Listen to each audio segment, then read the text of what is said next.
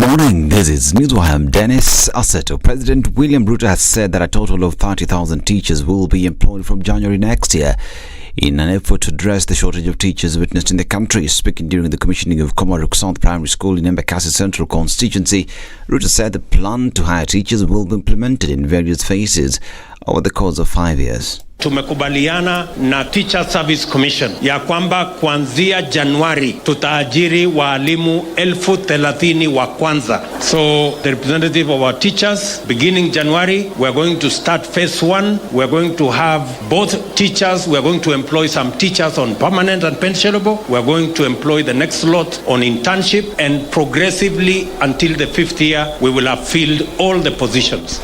Teachers who've been volunteering at the Komaruk school were also appreciated by the president after he announced that they'll be employed by next week. Hawa walimu ambao ni wa kujitolea wamehitimu, lakini wameona watoto wako shuleni wakajitolea kuja kufundisha watoto wetu bila malipo. Mimi nataka niwaambie, you are our true heroes as teachers. Na nimemwambia waziri, hawa walimu wote wa kujitolea wiki ijayo wao wamepatiwa mabarua ya kuajiriwa kama walimu katika shule hii na waendelee kusomesha watoto katika shule hii. He also promised to address the issue of land eviction through the issuance of title deeds and a gradual payment plan. Mumeniambia kuhusu mambo ya Nyamavila hapa, na watu wengi wamevunjiwa. Hiyo ardhi zote tutaketi chini, na wale wamejenga manyumba hapo hawatavunjiwa tena. Tutaketi chini na wale ambao wanasema hiyo ardhi ni zao, tutapanga vizuri, tuwapatie title deeds ili muweze kutumia infrastructure ya title deed kununua hizo ardhi kwa utaratibu ambayo haitasababisha mtu kuharibiwa nyumba yake ama kupoteza mali yake. Still on matters education, and Deputy President Rigathi Gachagua has asked the Competency-Based Curriculum Task Force to lay bare facts on the pros and cons of the system in an induction meeting with the 49-member team. Gachagua said the truth will assist in fulfilling the curriculum. Mr. Munavu and your team, the way the outgoing CS has said, tell us the truth, raw as it is, and don't look back. We are not interested in being praised and being told what we want to hear. Please listen to the people of Kenya and come up with a report that reflects what Kenyans want and what they feel. However bitter it is, we are not interested in praise and worship. All of us have praise and worship teams in the churches where we go on Sunday. So we are looking upon this team to go around the country, listen to everybody. He, however, reiterated that the CBC system will not be scrapped off. The CBC is not being repealed. What this good team is doing is to look at it, get the views of stakeholders and the people of Kenya to keep and improve what is good and to address challenges of where there could be weaknesses. And Azimio la Umoja leader Raila Odinga has faulted President William Ruto's foreign trips at a time the country is going through a difficult time. He says that the president should sit and implement his campaign promises. Ati bei ya unga itatoka 200 itarudi 70. Imerudi chini. Imerudi chini. Bei ya mafuta imerudi chini. Simepanda juu. Nauli ya matatu imerudi chini. Imepanda juu. Leo pale nimempata bodaboda mali pale, akaniambia mimi ya kwamba kila siku yeye anapata shilingi 700. Petroli inagharimu shilingi 500. Anabaki na 200 peke yake. Bei ya unga mfuko moja ni 200 na kitu, sio?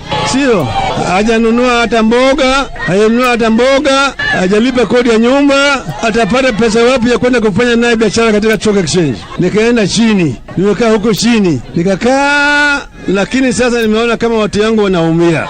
Ndio nikasema hapana, siwezi kukaa kule chini kwa giza kwa muda hii mrefu zaidi.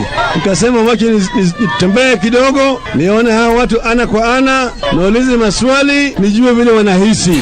NAC leader Martha Karua and Narok Senator Ledamo Lekin have since to foul play in the withdrawal of 19 million shillings graft charges facing Public Service and Gender CS nominee Aisha Jumwa. They termed the move as a cleansing exercise as it was their time to eat. The DPP withdrew the 19 million shillings graft charges against former Malindi MP Aisha Jumwa, who was accused of alleged embezzlement of CDF funds between May 14th and October 12th, 2018. The 400 million shillings corruption case against former Kenya Power MD Ben Chumwe and 10 others was also withdrawn. This is Newswire. Dennis Aseto, good morning.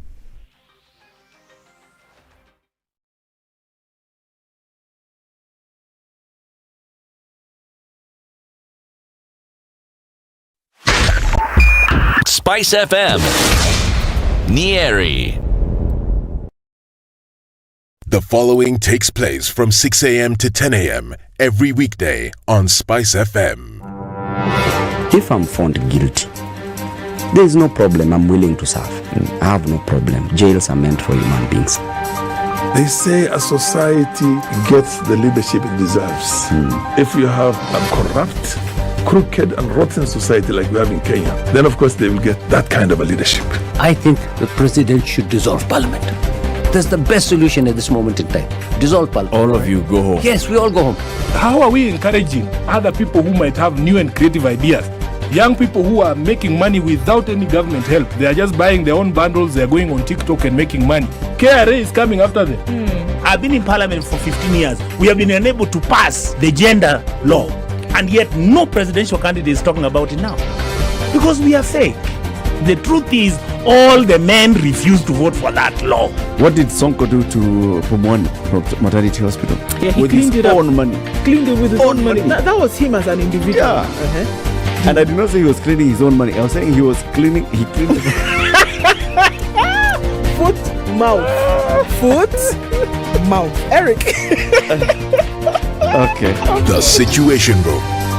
Kenya's biggest conversation. Thursday, and it looks like we're not going to have too much in terms of trouble with traffic. Well, at least not at this hour. A few minutes after 6 o'clock, and it beckons, and the sun is shining in all her glory.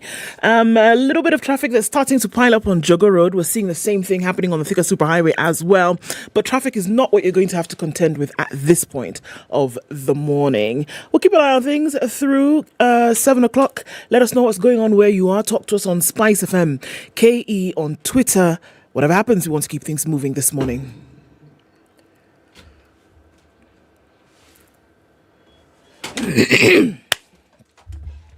My throat. 102.5 Spice FM, Kisumu.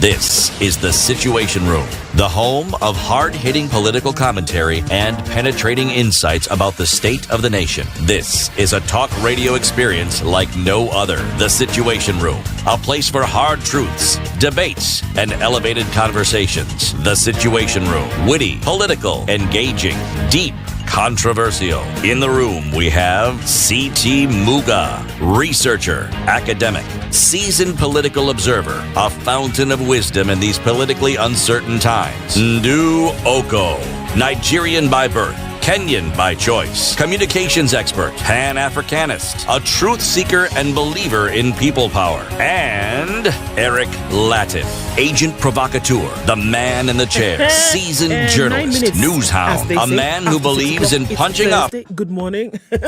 There's a man bouncing around to my left, but okay, we'll attend to that later. How are you doing this morning? Hope you're all right. Getting into the tail end of the week, Kenya's biggest conversation comes to you today, and I hope all is well in your neck of the woods. Here we are, Karibu, and getting into conversations for today. We're going to have a few conversations with you today. It's Justice Thursday. And remember, there was the establishment of the Small Claims Court under 1 million shillings. And it's disputed. The Small Claims Court is there to be able to sort out those issues for you. We'll be having a conversation with the registrar of the Small Claims Court today, talking about enhancing access to justice through automation. Okay, and then we'll also be talking again today about girls and their involvement in sciences and the like. The Director of Learning and Impact at the Action Foundation, June Omune, will be with us. We've been talking about the room, and we've been talking about employment, we've been talking about recruitment, and Peter Minor Mureithi, who is the General Manager of the room, will be with us in the room at 8. It is once again my distinct pleasure this morning to welcome a man of great repute. Good morning, Eric. How you doing? Fine, thank you. Someone moved my chair. Who moved your cheese? So now why are you mumbling and grumbling? Why can't people do what they're supposed to do? Or not do what they're not supposed to do? Yeah. Surely. Are you doing though? Are you well? I am. Are you happy? Yeah. Yes. If you're happy and you know, good. Good it. Yeah. Good it. Welcome to Kenya's biggest conversation. And yes, all those things that you've said are what we're going to be talking about today. All of them. All of them. As we prepare for the Standard Chartered Nairobi Marathon at the end of this month. Have you registered? Because you now have only 3 days. The registration closes on the 16th of October, 2022. What day is it? What day is it going to be? What day is it going to be? The 16th. The 16th is Sunday. Sunday? Yes. So registration closes on Sunday, the 16th. So just go to nairobimarathon.com. Please register. If you want to run the physical run, choose either 42 kilometers, 21 kilometers, 10 kilometers, or what? 5 kilometer. If you want to do the virtual, you choose the virtual and then you choose either 42, 21, or 10. And you can run the virtual physically with other people. Just not on the day. Yes. On the 28th, this will be taking place at Moliro Gardens in Kakamega. On the 23rd, Mombasa. The 30th, Kisumu and Nairobi. Okay? But if you want to run in Kisumu, Kakamega, Mombasa, please register for the virtual run. Okay? Nezazawa. Very good. We'll tell you more about this and, of course, also tell you more about the room, like you've said, when the room general manager comes in and he comes with the room people and tell us the room matters. Yeah, plus we'll also be giving you free airtime courtesy of Airtel Kenya and Airtel Money.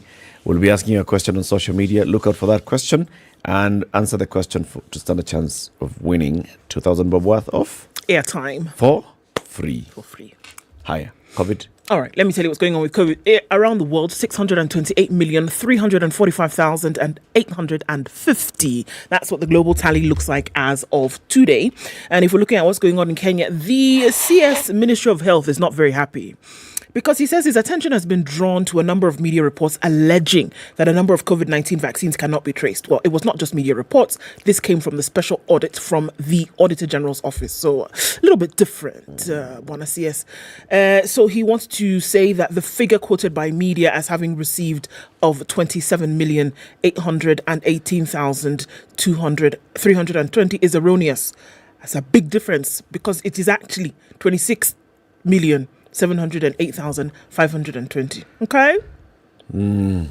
Okay. So he says from the government budget, we procured some, and those have all been dispatched to the counties, and 24.2 million had been distributed to the National Vaccine Store, and then from there they went to regional stores. So he says there is no deficit observed, and therefore the figure of 1,566,973 doses being quoted is erroneous. Now, I think this error that they have found is what the Auditor General is asking. Come and tell us. I think what he's raising is the issue of the reporting, not the content of the Auditor General's reports.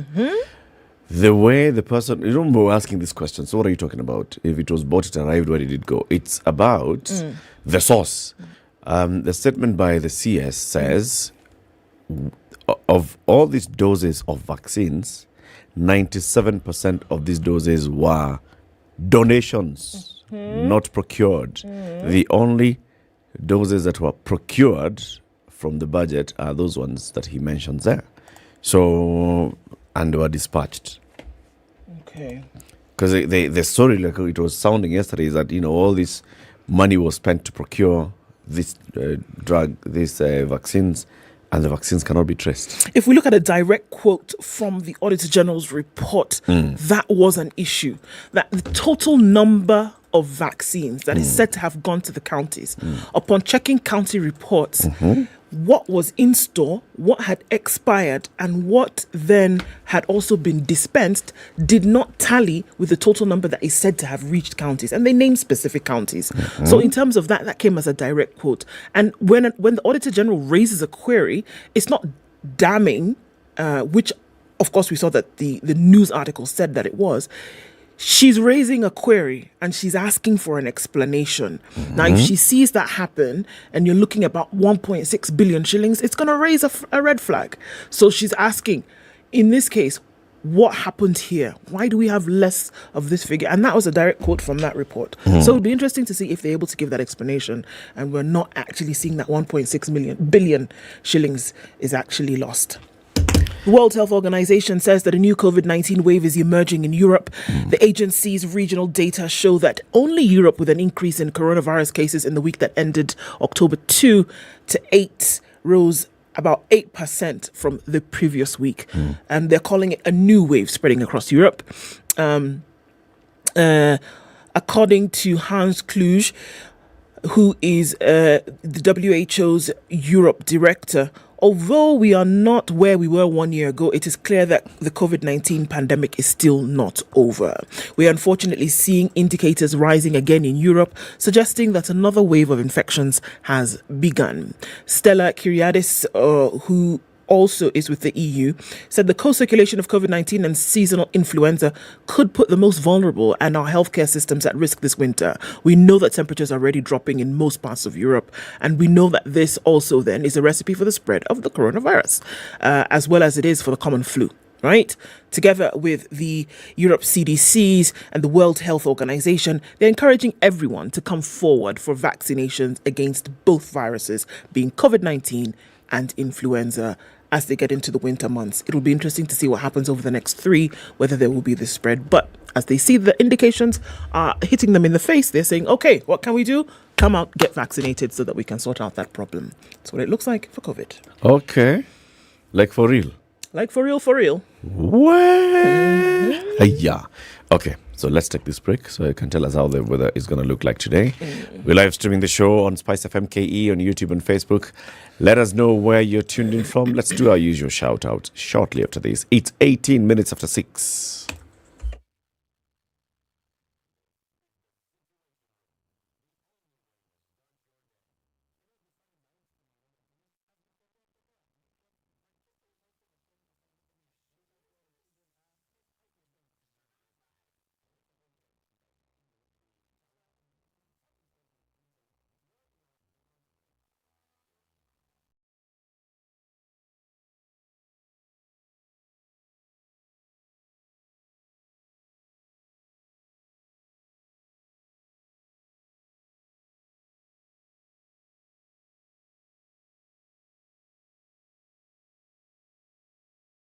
Sun shining in all her glory this morning at 12 degrees. Clear conditions in Nairobi, highs of 28. And we'll see highs of 27 and a partly cloudy Nakuru at 14.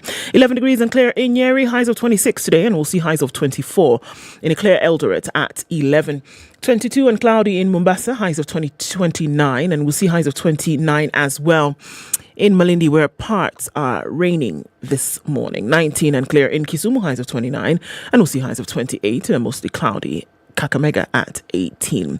It's 19 and partly cloudy in Kampala, highs of 28 and lows of 17. And Dar es Salaam is mostly clear at 20, highs of 30 and lows of 19. 15 degrees and clear conditions in Johannesburg, highs of 28 and lows of 14.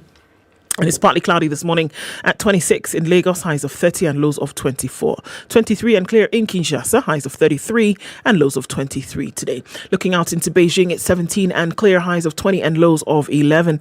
And it's 12 degrees and rainy in parts of Paris, highs of 16 and lows of 12. 14 and rainy in London, highs of 18 and lows of 12. And New York Wednesday night is clear at 17, coming into Thursday, highs of 19 and lows of 16.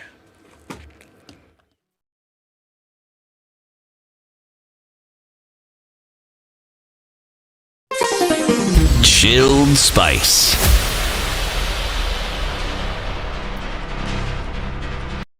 Mature, intelligent talk every morning. Spice up yourself.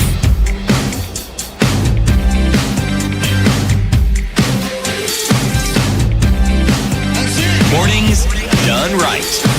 94.4 Spice FM, Nairobi. Good morning, everybody.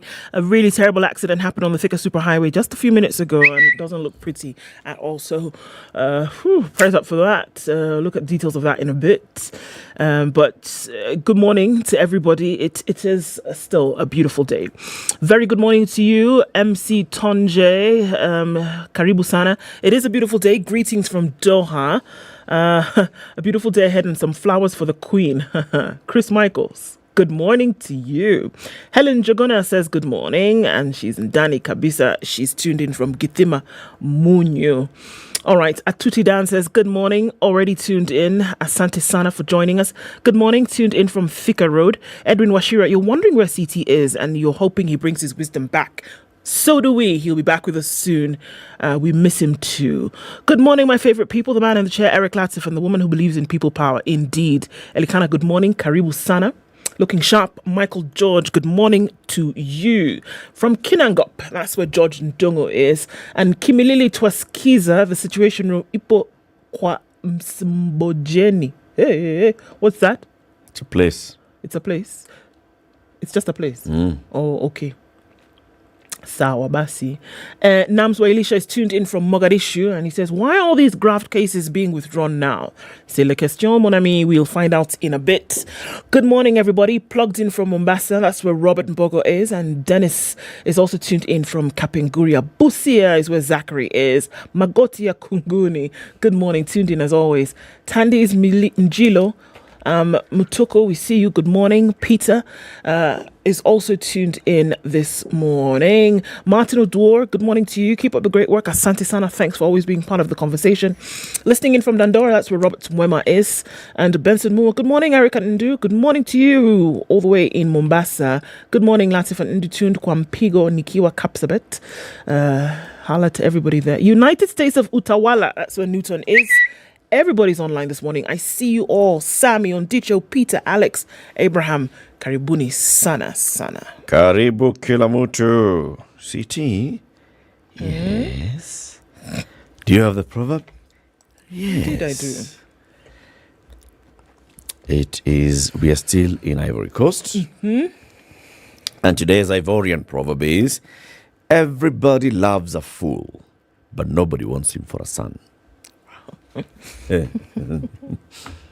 Everybody loves a fool, but nobody wants him for a son. Very true. We can take you from over there. From a distance, yes, but mine, no. Not my own. Not my own. Wherever you are across the country, if you buy the Standard newspaper today, grab your phone, go through the pages, you'll find a QR code, scan the QR code.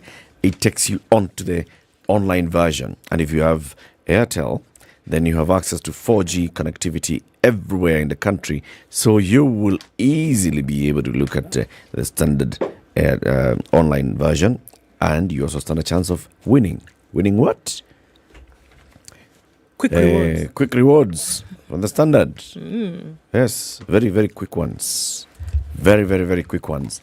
Remember, it's the 13th of October. The whole week we are celebrating the International Day of the Girl Child, and appreciating the work that's been done by the MasterCard Foundation and partners who are looking to make sure that all young people, girls and boys, have access to dignified and fulfilling work. It's called what? The Young Africa Works Strategy. Yep. Young Africa does work. Young Africa does work. In Kenya, they're looking to make sure that at least 5 million young girls have access to dignified and fulfilling work. Let's look at the Good stuff. front pages. Front page of the Standard today. Freedom has come, quote unquote.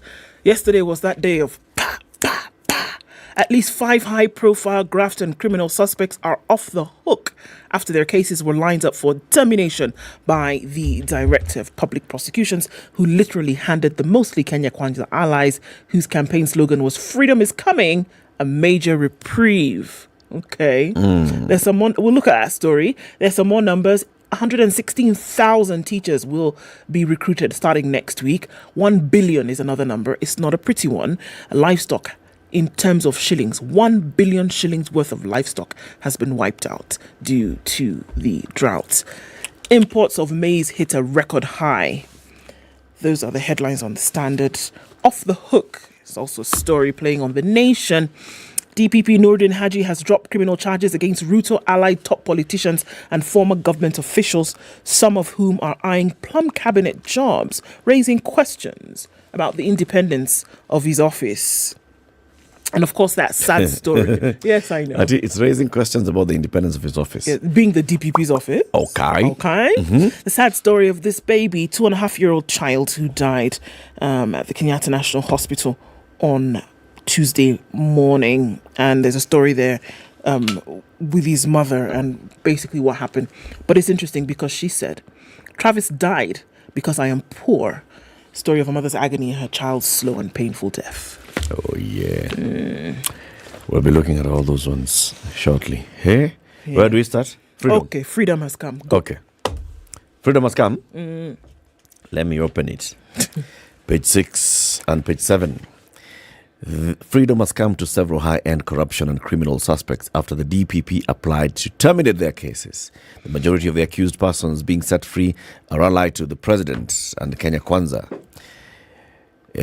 Top on the list of beneficiaries are 2 cabinet secretaries, nominees, Medeka Linturi and Aisha Jumwa, whose attempted rape and corruption cases respectively have been dropped.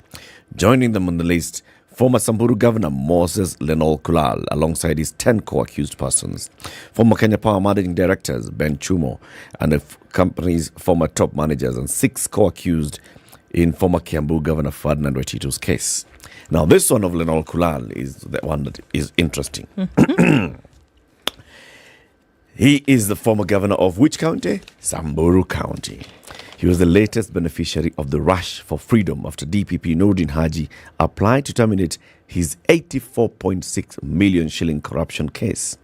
The DPP, through State Prosecutor Wesley Nyamache, told the court that, court, after reviewing requests by the former governor through his lawyer Nelson Harvey, I have decided to terminate this case because I am satisfied that there was no money lost by the county government.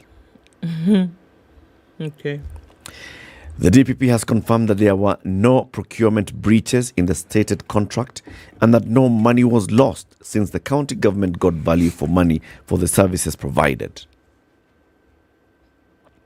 The man was taken to court because he was facing charges of abuse of office by using his office to improperly confer a benefit to himself and engaging in conflict of interest by trading with a county that he is heading. That's why he was in court for 84,695,996 shillings, receiving that from the county government through Oryx Services Station. Is a petrol what? Station. He was charged in April 2019. We are in 2022. October 2022. How many years are those? 3 years and 6 months. 3 years and 6 months. This man, Mr. Lenol Kulal, alongside his county government officials, Stephen Letinina, Daniel Lenol Kirina, Joseph Lenasalia, Ruben Lemunyete, Lenas Lenol Gonyenye, Paul Lolmigani, Bernard Lesurmati, Lilian Balanga, Andrew Lenyasunya, David Losenge, Geoffrey Kirewan have all been told you can go home. No Allah. They were taken to court They were told, you owe money paid to Oryx service we have station, evidence, 84 million shillings. Why are you trading with your own company, with your own county, with your county that you're getting? And they had evidence as to how these things had been running, which is what they presented to court. Yes. Case was taken to court. DPP applied for this person not to be allowed to go anywhere near the office. Justice Mombingo said, yes, do not go to your office, blah, blah, this and the other. Shouting, people arrested, blah, blah. So between 2019 and 2022, right, this man was trying to run a government via proxy from a distance and serving his people and fighting a court case. Yes. Now, the DPP comes and says, after looking through all these things, I have determined that there was no money lost. The county got value for money. What absolute nonsense are you talking about? Excuse me. Uh-huh. So when you presented this evidence to court, when you told the sitting judge that you had met and surpassed the threshold for the presentation of evidence, what were you doing? Were you what special stuff was being smoked? I must ask. Because then how do you come 3 years later and say, actually, you know what? Maybe all those things that we were doing previously was that we were just blowing smoke up the channels of the judiciary. That's what we were doing. I know, it was a simple suddenly matter. You're saying no money was lost. So when you were accusing them of using their own office to trade with their own companies, what were you saying? What kind of circus are you making us all attend here? That's the thing. What is that? That's the thing. It casts very, very poor, bad light on the office of the DPP. That's the thing. We've asked him here. Hey. Nuruddin Haji has been here and we've asked him, Mr. DPP, okay, you've come up even with new protocols on decision to charge, okay? This is the threshold we're going to be using. Before we take someone to court, we are going to use a certain threshold. Watertight, airtight. We have evidence. If you're not receiving evidence, we tell the investigating agency, whether it's EACC or the DCI, please go back and bring evidence. Please go back and bring evidence. Give me something watertight and then I'll go to court. And if I go to court, I am sure I can win. That's what he told us when he said there. I am sure I can win a case. By the time I'm coming to court, I know what I'm doing. On this particular matter of the Samburu governor, this DPP took it even personally when the DPP was saying this man should not access office. He was one of the ones that he was insisting on with a couple of others. Should not access office. I have a case against him. Now he says, by the way, I've looked and seen. The county didn't lose any money, really. Yeah, the whole issue of conflict of interest, by the way, there was no conflict of interest. By the way, there was no conflict. So, the county didn't lose money. So do you see now how, Eric, for those, do you see now how it then becomes very easy for anybody to say, well, look at it now. In the beginnings of a new administration, the people then who, for some reason, pay their allegiance to the government of the day, now suddenly having their cases wiped away, don't you see now how it has merit? That argument suddenly has merit, number one. Number two, it also has merit when people now will say that the office of the DPP seems to only pander to the whims of those... Of the administration. Exactly. It is just a week ago when we saw things going the other side for the other side of the people of the other side. Kinaemos Kimunya. Yeah. People on the other side. Well, look, appeal overturned. You'll go and serve 67 years. And done. So how does it look? How does it look? Let me tell you the other one case. It's not just that one. You see, the case of, for example, Medeka Linturi, the person who's accusing him of rape is the one who has filed to withdraw the case. Okay, so that one you can say, the DPP has been told, I don't have a case against him. Yeah. All right. The case against Aisha Jumwa, who is going to be our next cabinet secretary for gender and affirmative action, the DPP has made the application to withdraw corruption charges that she's been facing for allegedly embezzling 19 million shillings from the Malindi National Government Constituency Development Fund. She was charged alongside Kennedy Ojoang, Robert Katana, Omar Abdallah, Margaret Kalume, Bernard Riba, and Sophia Charo with a conspiracy. But when the case came up before the Chief Magistrate Martha Mutuko, the DPP applied to terminate the case against the CS nominee and have her name removed from this. Higher, in the case of the Kenya Power, former CEO. The former CEO, Ben Chumo, and Ken, there are two.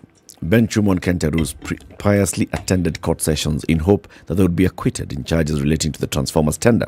The two directors, however, yesterday had the charges against them dropped, making the end of what Dr. Chumo says was a career-wrecking and difficult period for all that were accused. The DPP dropped the charges under Section 87 in a case that had only 4 witnesses remaining. The reasons for dropping the charges? The DPP says DCI failed to reply to gaps that had been identified by the prosecution. Say that again, please. The last one, the DPP said? The DPP says he went to court and said, look, now we only have 4 witnesses remaining. There were gaps that I kept identifying in this case and asking the DCI as investigating officer, please go and get me this other information. Please go and get me this other information. Please get me this other information. DCI has not brought the information. The DPP is like, why not? Drop the case. The Anti-Corruption Court Chief Magistrate Felix Kombo heard that the investigating officer had to date not handed his witness statement as required by law, and that a review of the entire file and the evidence given showed that the testimonies were at variance to charges brought against the former KPLC bosses. The person who is investigating this case has not filed his own witness statement. The charges that the people are facing versus the evidence adduced and the testimonies by the other people do not collude. So people are testifying about power poles, and the case is about transformers. Chumo and Terus were charged alongside Company Secretary Beatrice Meso, Manager of Business Strategy KP Mungai, Manager of Commercial Services Joshua Mutua, Human Resources Manager Abubakar Swale, and ICT Manager Samuel Dirango. Others are Infrastructure Development and other managers. Then there was a company called Mua Trading Limited, which was said to have supplied transformers, and its directors were also taken to court and they were charged with charges ranging from conspiracy to commit an economic abuse of office, fraudulent acquisition of public property, blah, blah, blah, blah, blah. Now, after so many years being taken to court and being dragged through the mud, and you have a case in court, you have submitted bond and cash bail, you have also submitted your passport, you cannot travel freely, you cannot apply for any other job, you cannot do some business, you cannot apply for compliance certificate. The DCI will not give you that certificate, so you can't even apply for the job of PS, all those things. DPP comes and says, actually, you know what? Drop this case. The truth of the matter is, if that was going to be the end result, truly, they should have never gone to court. They shouldn't have. That's the thing. They should never have gone to court. They should never have subjected the entire nation to this circus. They should never have subjected these individuals to this thing that you're talking about now. Your life is at a standstill. You cannot do anything. Look, maybe the cases were true. Maybe the charges brought were true. But then, can you prove them? Because that is what you must do in court. Can you prove it? Can you present the evidence? You cannot. Then you do this for 3.5 years. Do you know what we're talking about here? 3.5 years, these things are hanging in limbo. And then at the end of the day, on a lowly Wednesday morning, you come and tell us, by the way, yeah.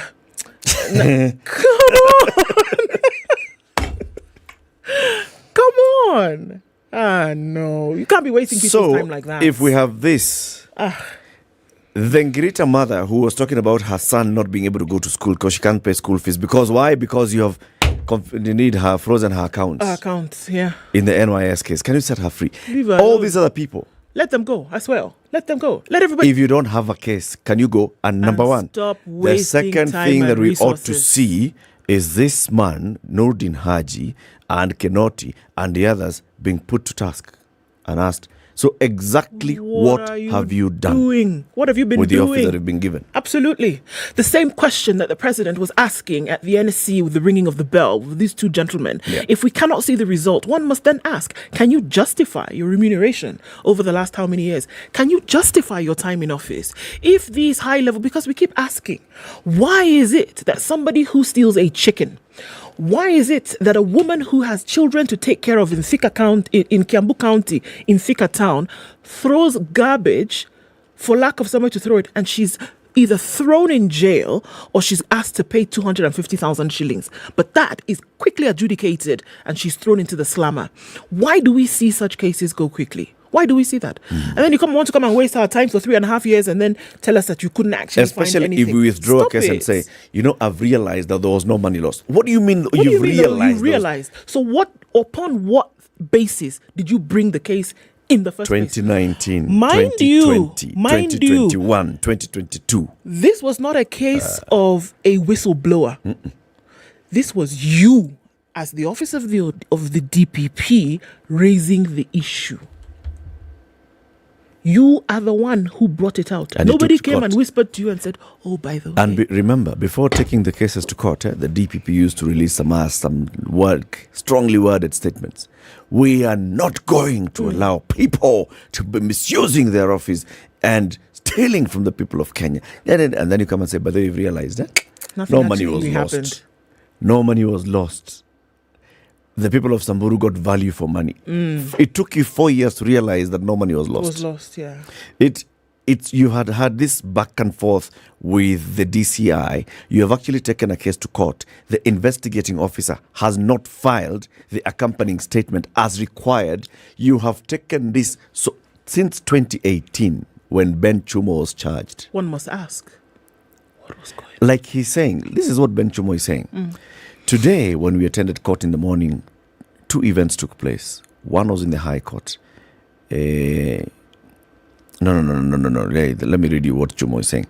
We have gone through 5 long years, very unfair years.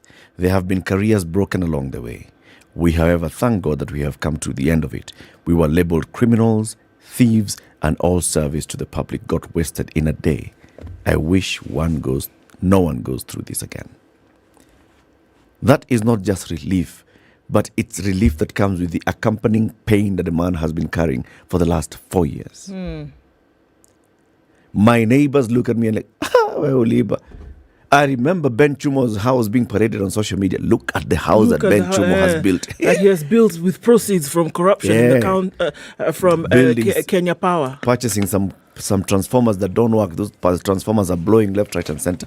These people should take the DPP to court, and the people of Kenya should not be. It should not be Ben Chumo versus the state, where if the court find that this man was taken through the prosecution process unfairly, then the taxpayer compensates him. No, the officers responsible individually should be the ones who are charged, and they should be the ones that compensate him.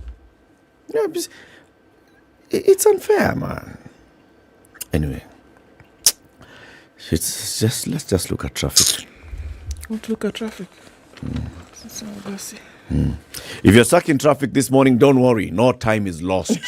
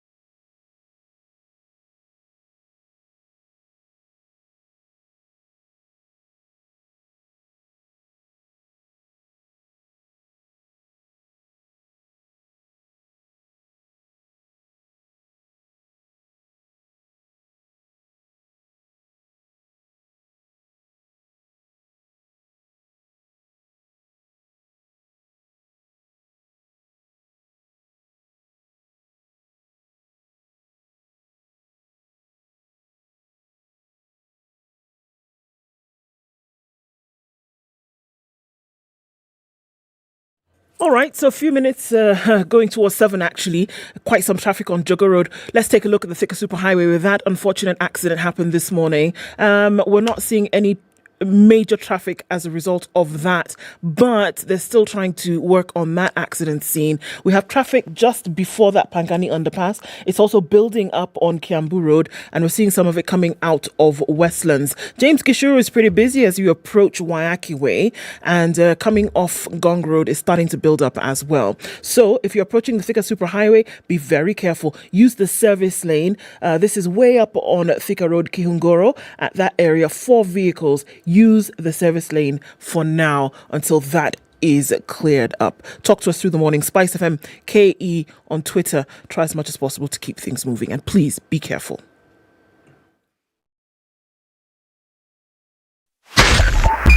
.5 Spice FM, Kisumu. Mature, intelligent talk every morning. Spice up yourself.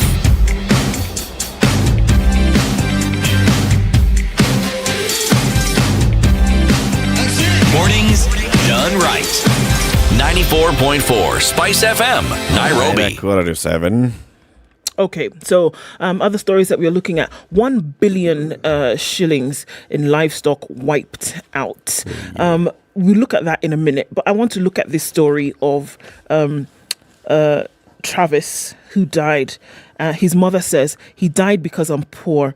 A mother's agony and the child's slow, painful death. Judy Muthoni breaks down every time she's asked about the events of Monday this week when one of her 3 boys hit his youngest brother, Travis Minor, aged 2.5 years, with a fork djembe, which ended up firmly lodged in his head, leading to his death.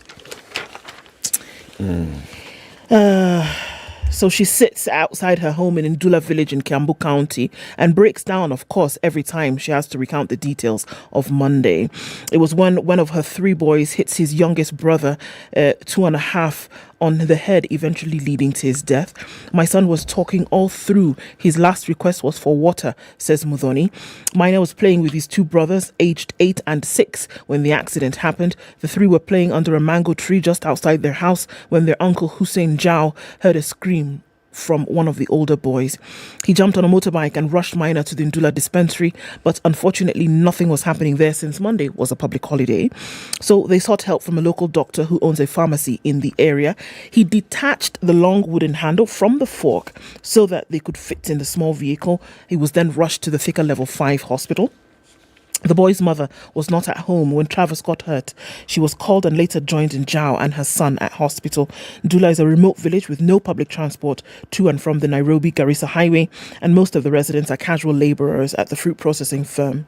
The lack of public transport made it difficult, or makes it difficult, for villagers to access healthcare in case of an emergency. So there's another issue that has come from this story. At the Thika hospital, doctors told the family that they lacked specialized equipment to handle the case and referred them to the Kenyatta National Hospital in Nairobi. There is another issue coming out of this story. So 2 so far, 3 so far actually. The Thika Level 5 hospital administration, they administered first aid to her son and later called an ambulance that took them to Kenyatta National Hospital. They arrived Kenyatta at about 6:35 p.m. and were asked to pay 1,260, which is a standard consultation at KNH. Okay. They did that. Okay. After paying the amount, they were told to pay an additional 20,500. Note, through this period, boy still in this situation. Yep. They were told that she basically said, I don't have that money, but look at the situation where we are in. This boy is bleeding, possibly internally and externally. So what happened? They spent the whole of Monday night. Remember, they got there at 6:30. Yeah. Yes, they got there at 6:30 p.m. Spent the whole of Monday night and part of Tuesday morning at the casualty. Casualty is where you wait to get your card, go to triage, etc. Yep. They waited there until Monday morning. Until Tuesday morning, where her son died, waiting to be admitted and taken to theatre in the afternoon. That never happened. Yes. That's a conflicting story from everything else that we've heard before. Exactly. We heard something totally different. This boy died while in theatre. But apparently now, after having gone to do a story with her face to face, what they're saying is that the boy had not reached theatre. Now, Let me give you some more details coming out of this story. The financial situation of Miss Muthoni is evident, obviously, but she says she blames the death of her son on negligence by the doctors and nurses at KNH. I blame them for the death, and I quote, of my son. They were more concerned about me raising the 20,500 to secure a bed than saving my son, and I paid the price for being poor. So she goes on to talk about the fact that from Monday evening to Tuesday afternoon, they were at Kenyatta National Hospital casualty without having been admitted, despite paying the 1,260 consultation fee. Now, KNH has denied this. They say that there was no negligence on their part, but that they acted swiftly to save the child. The patient arrived at Kenyatta Hospital at 6:30 p.m. Right. So that's the same. Right. But the circumstances and timing of the injury remained unclear. I Like don't, what time he got injured, So that would and help what them. happened. You know, so how did this fork end up in this boy's head? which they needed to know in order Okay. for them to now continue. So they just wanted to understand. Okay, go on. Okay, so they needed to know that, so it was clear. So they said that he was received at the Accident and Emergency Department, which again is casualty, and the team, including the consultant neurosurgeon, immediately commenced treatment and investigations to determine the safest management approach. At Kenyatta National Hospital, the patient was received in the critical care for immediate stabilization and surgery, according to the press release from the hospital. They say that the clinical examinations on the patient included CT scans and blood tests, and they confirmed this penetrative injury into the brain swelling with ongoing bleeding and possible infection. So they established that. Yep. Additionally, the ability... So this is happening in that in that night that we're talking about. Oh, she was seated in the... Yes. All right. This is happening. Okay. Okay. They said also the ability of his blood to clot was impaired. So there was constant bleeding, obviously. Yeah. So they had to require special attention before they could go into surgery. You cannot go in with a bleeding wound into surgery. They needed to stop that. Yeah. Muthoni claims that the hospital only administered first aid at casualty and that her son died before he was wheeled into the theatre. She said she really would like to get justice for her son. So there are two sides of the story here. Kenyatta... So how does she know that her son was dead before she was wheeled into the theatre? This is the thing. Through this whole process, she's saying that she was with him and the last thing that he asked for was a drink of water. Okay. So she heard that. And after that, he did not after communicate. That, yes. So she assumed that he's dead. Yes. But he was not pronounced dead. No. Until after a couple of hours in the theatre. Yeah, but now what Kenyatta is also corroborating is that they actually did not perform surgery on him. They did not perform surgery. They were doing all these tests. No, the hospital, according to their chairman, according to not perform surgery before the chairman of KNH, they could not perform surgery before, of course, stabilizing him. Yes. And then the boy's condition continued to deteriorate despite the interventions. According to the chairman of the hospital, George Oko, a decision was reached on Tuesday morning to remove the fork hole after the patient achieved acceptable blood and clotting levels. So he says, in theatre, the patient developed complications and resuscitation attempts were futile. Following the demise, the parents were invited for family conference where the chronology of actions was discussed and explained to them as the news of the death was communicated. So it was in theatre that the patient developed these complications, according to the chairman of the hospital. And that's where he was pronounced dead. So now you can see now, and so this is what you're asking, you can see now where Muthoni deduced that her son actually died before anything was done. She sees him the last time, because obviously she was not allowed into the theatre. Yeah. She sees him the last time and he's asked for a drink of water because he was talking The next all thing way they're through. calling her, The next thing they're calling her, telling her. By the way, But this has happened. Exactly. It's a very, very, very... Look, this is a very emotional and emotive story. It is. Okay? And in very many cases, we may fail to look at very many things that have happened. So number one, a kid is taken to the nearest facility. Kid is transferred to Thika Level 5. Thika Level 5, in fact, it says, the story says, the story in the Standard says,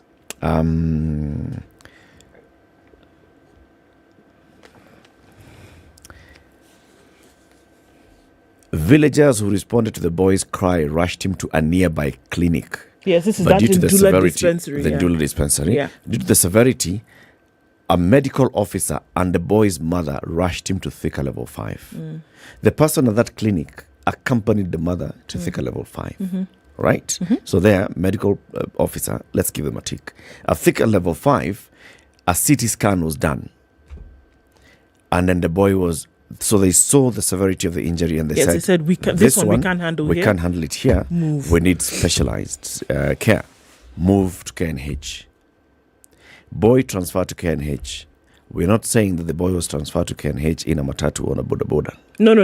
This medical Ambulance. officer, he put him, okay, so now until Thika level 5 is where this medical officer who owned the pharmacy took them to Thika level 5. Yeah. Thika level 5 now put them in an ambulance. Ambulance to KNH. To KNH, yes. They arrive at KNH. So at KNH, this thing is starting to, this is going on. There are all these reviews and there's the issue of blood. So and I think all of us need to understand what exactly happens when you arrive at that emergency care. And what ought to happen in the best case scenario. Right? So that we know. So when you get there, I mean, is it okay for you to just sit there holding your son with a fork as he's bleeding, or should he be somewhere else as they are working on, reducing the blood or stopping the blood clot, doing the blood transfusion? Because these things took place. Oh, absolutely. Transfusion of blood and all. And so I find it very what hard. was happening at this casualty as the mother is holding the baby? Was there space somewhere where she could have been taken? Was there a better way that this could have been handled to explain to the mother this is what's happening? And was she actually just sitting in casualty holding him with a fork in his head? I find it very difficult to imagine that was the case. The photos that were circulating on social media were a mother holding a baby. Him. Yes, they were there. Yeah. But then again, I find it difficult to comprehend that nothing was happening. Her side of the story is that they wanted this 20,900, however many shillings, in order to start this whole process. And how she was just sitting there. And she's sitting there holding, saying, Because look, I can't, please help me. I can't. Where am I getting the money from? Can't you try and then we'll see what we can do later. So the pictures fuel her side of the story. KNH, on the other side, is saying that they did something else. Probably a better way of handling this, and this we'll have a conversation tomorrow with the president of the Kenya Medical Association, Dr. Simon Kigondu. He'll be here and we'll be talking about this. So what is the procedure and what exactly should happen in a public facility? Because I would imagine that if they had gone to one of these high-level, top-end private hospitals, they would have been put somewhere else, something. For sure. But this waiting time in casualty and emergency is also an issue. It is an issue. All ought to talk about. So, yeah, it's really, really sad for them. Very sad. A very sad story. Hi, there was another story that I'd seen that was a bit interesting. Just a bit. Not so much, but just a bit interesting. But you forget that one. Let me tell you this one quickly. So you talked about the 1 billion worth of livestock dying. I haven't. Yeah, I just did the headline, but not into the story. Go ahead. So, over 1.5 billion head of livestock, over 1.5 million head of livestock died due to drought in Mandera County. According to Governor Mohammed Khalif, the animals are worth close to 1 billion shillings, which is equivalent to the annual allocation to the county from the national government. In a speech to the county assembly, Khalif said 4 years of rain failure in the region has led to the rise in prices of staple foods and water. He says while drought has affected most parts of the northern Kenya, Mandera is bearing the fruit or brunt of its effects. They have lost very many heads of cattle. When you hear 1.5 million head of livestock gone, think about people's livelihoods. Think about what these livestock are. It's wealth, it means something. Now, when we have all these conversations that are going on, yes, I think the frontlining of the conversation about drought and what's happening in the country is not being done well enough. Yeah, unfortunately. Even the president, although we've seen, yes, the deputy president flagged off relief food. They've also added some extra counties. Some counties like, I think, Murang'a, Kiambu, Nyeri have also been added into the list of those that would benefit from relief food. But I think this is what the deputy president should be doing, like on a daily basis, like Mutahi Kagwe did. Every day, come and tell us, fellow Kenyans, X amount of food has gone. It has arrived in these villages, this is happening.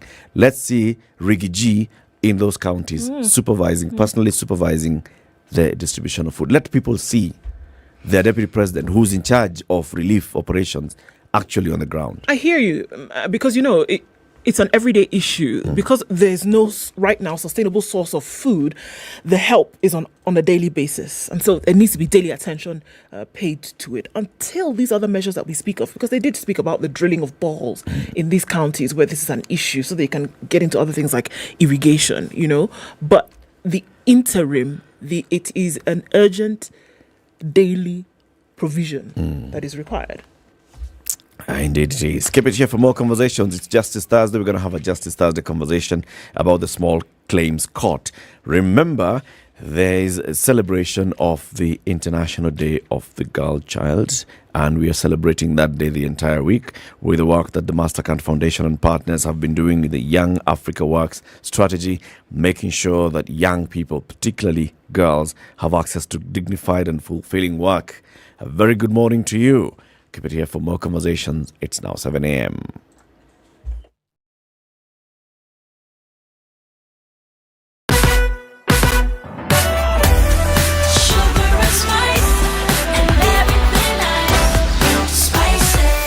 Spice up your life.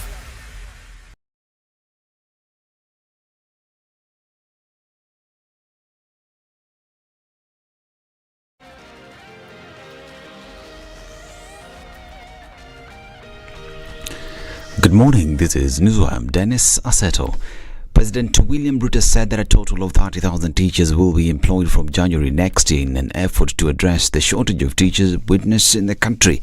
Speaking during the commissioning of Komarok South Primary School in Embakasi Central Constituency, Ruto said the plan to hire teachers will be implemented in various phases over the course of 5 years. Tumekubaliana na Teacher Service Commission ya kwamba kuanzia Januari tutaajiri walimu 30,000 wa kwanza. So the representative of our teachers, beginning January, we are going to start phase 1. We are going to have both teachers. We are going to employ some teachers on permanent and pensionable. We are going to employ the next lot on internship, and progressively until the 5th year, we will have filled all the positions. Teachers who have been volunteering at the Komarok school were also appreciated by the president after he announced that they'll be employed by next week. Hawa walimu ambao ni wa kujitolea wameona wamehitimu, lakini wameona watoto wako shuleni wakajitolea kuja kufundisha watoto wetu bila malipo. Mimi nataka niwaambie, you are our true heroes as teachers. Na nimemwambia waziri, hawa walimu wote wa kujitolea wiki ijayo wao wamepatiwa mabarua ya kuajiriwa kama walimu katika shule hii na waendelee kusomesha watoto katika shule hii. He also promised to address the issue of land eviction through the issuance of title deeds and a gradual payment plan. Mumeniambia kuhusu mambo ya Nyamavila hapa, na watu wengi wamevunjiwa. Hiyo ardhi zote tutaketi chini, na wale wamejenga manyumba hapo hawatavunjiwa tena. Tutaketi chini na wale ambao wanasema hiyo ardhi ni zao, tutapanga vizuri, tuwapatie title deeds ili muweze kutumia infrastructure ya title deed kununua hizo ardhi kwa utaratibu ambayo haitasababisha mtu kuharibiwa nyumba yake ama kupoteza mali yake. Still on matters education, and Deputy President Rigathi Gachagua has asked the Competency-Based Curriculum Task Force to lay bare facts on the pros and cons of the system. In an induction meeting with the 49-member team, Gachagua said the truth will assist in fulfilling the curriculum. Mr. Munavu and your team, the way the outgoing CS has said, tell us the truth, raw as it is, and don't look back. We are not interested in being praised and being told what we want to hear. Please listen to the people of Kenya and come up with a report that reflects what Kenyans want and what they feel. However bitter it is, we are not interested in praise and worship. All of us have praise and worship teams in the churches where we go on Sunday. So we are looking upon this team to go around the country, listen to everybody. He, however, reiterated that the CBC system would not be scrapped off. The CBC is not being repealed. What this good team is doing is to look at it, get the views of stakeholders and the people of Kenya to keep and improve what is good and to address challenges of where there could be weaknesses. And Azimio leader Raila Odinga faulted President William Ruto's foreign travels at a time the country is going through difficult times. He says that the president should sit and implement his campaign promises. Ati bei ya unga itatoka 200 itarudi 70. Imerudi chini. Imerudi chini. Bei ya mafuta imerudi chini. Simepanda juu. Nauli ya matatu imerudi chini. Imepanda juu. Leo pale nimempata bodaboda mali pale. Akaniambia mimi ya kwamba kila siku yeye anapata shilingi 700. Petroli inagharimu shilingi 500. Anabaki na 200 peke yake. Bei ya unga mfuko moja ni 200 na kitu, sio? Hajanunua hata mboga, hajalipa kodi ya nyumba, atapata pesa wapi ya kwenda kufanya naye biashara katika stock exchange? Nikaenda chini, nimekaa huko chini, nikakaa, lakini sasa nimeona kama watu yangu wanaumia. Ndio nikasema hapana, siwezi kukaa kule chini kwa giza kwa muda hii mrefu zaidi. Nikasema wacha nitembee kidogo, nione hawa watu ana kwa ana, naulize maswali, nijue vile wanahisi. Ednah Kenya leader Martha Karua and Narok Senator Ledamo Lekin have sensed foul play in the withdrawal of 19 million shillings graft charges facing Public Service and Gender CS nominee Aisha Jumwa. They termed the move as a cleansing exercise as it was their time to eat. The DPP withdrew the 19 million shillings graft charges against former Malindi MP Aisha Jumwa, who was accused of alleged embezzlement of CDF funds between May 14th and October 12th, 2018. I'm Dennis Aseta. Good morning.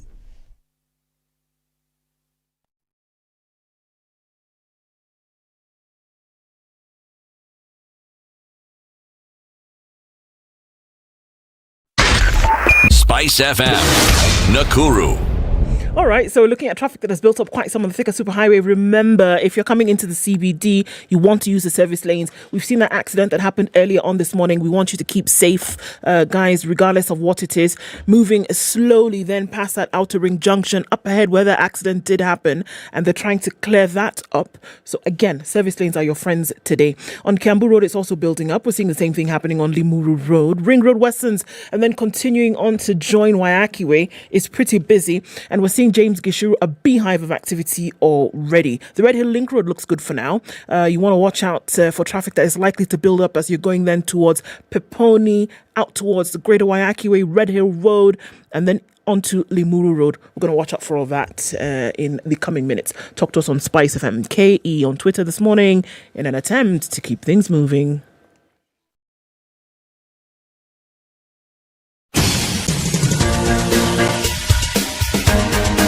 This is The Situation Room, the home of hard-hitting political commentary and penetrating insights about the state of the nation. This is a talk radio experience like no other. The Situation Room, a place for hard truths, debates, and elevated conversations. The Situation Room, witty, political, engaging, deep, controversial. In the room, we have C.T. Muga, researcher, academic, seasoned political observer, a fountain of wisdom in these politically uncertain times. Ndu Oko, Nigerian by birth, Kenyan by choice, communications expert, Pan-Africanist, a truth seeker and believer in people power, and Eric Latif, agent provocateur, the man in the chair, seasoned journalist, news hound, a man who believes in punching up, not down.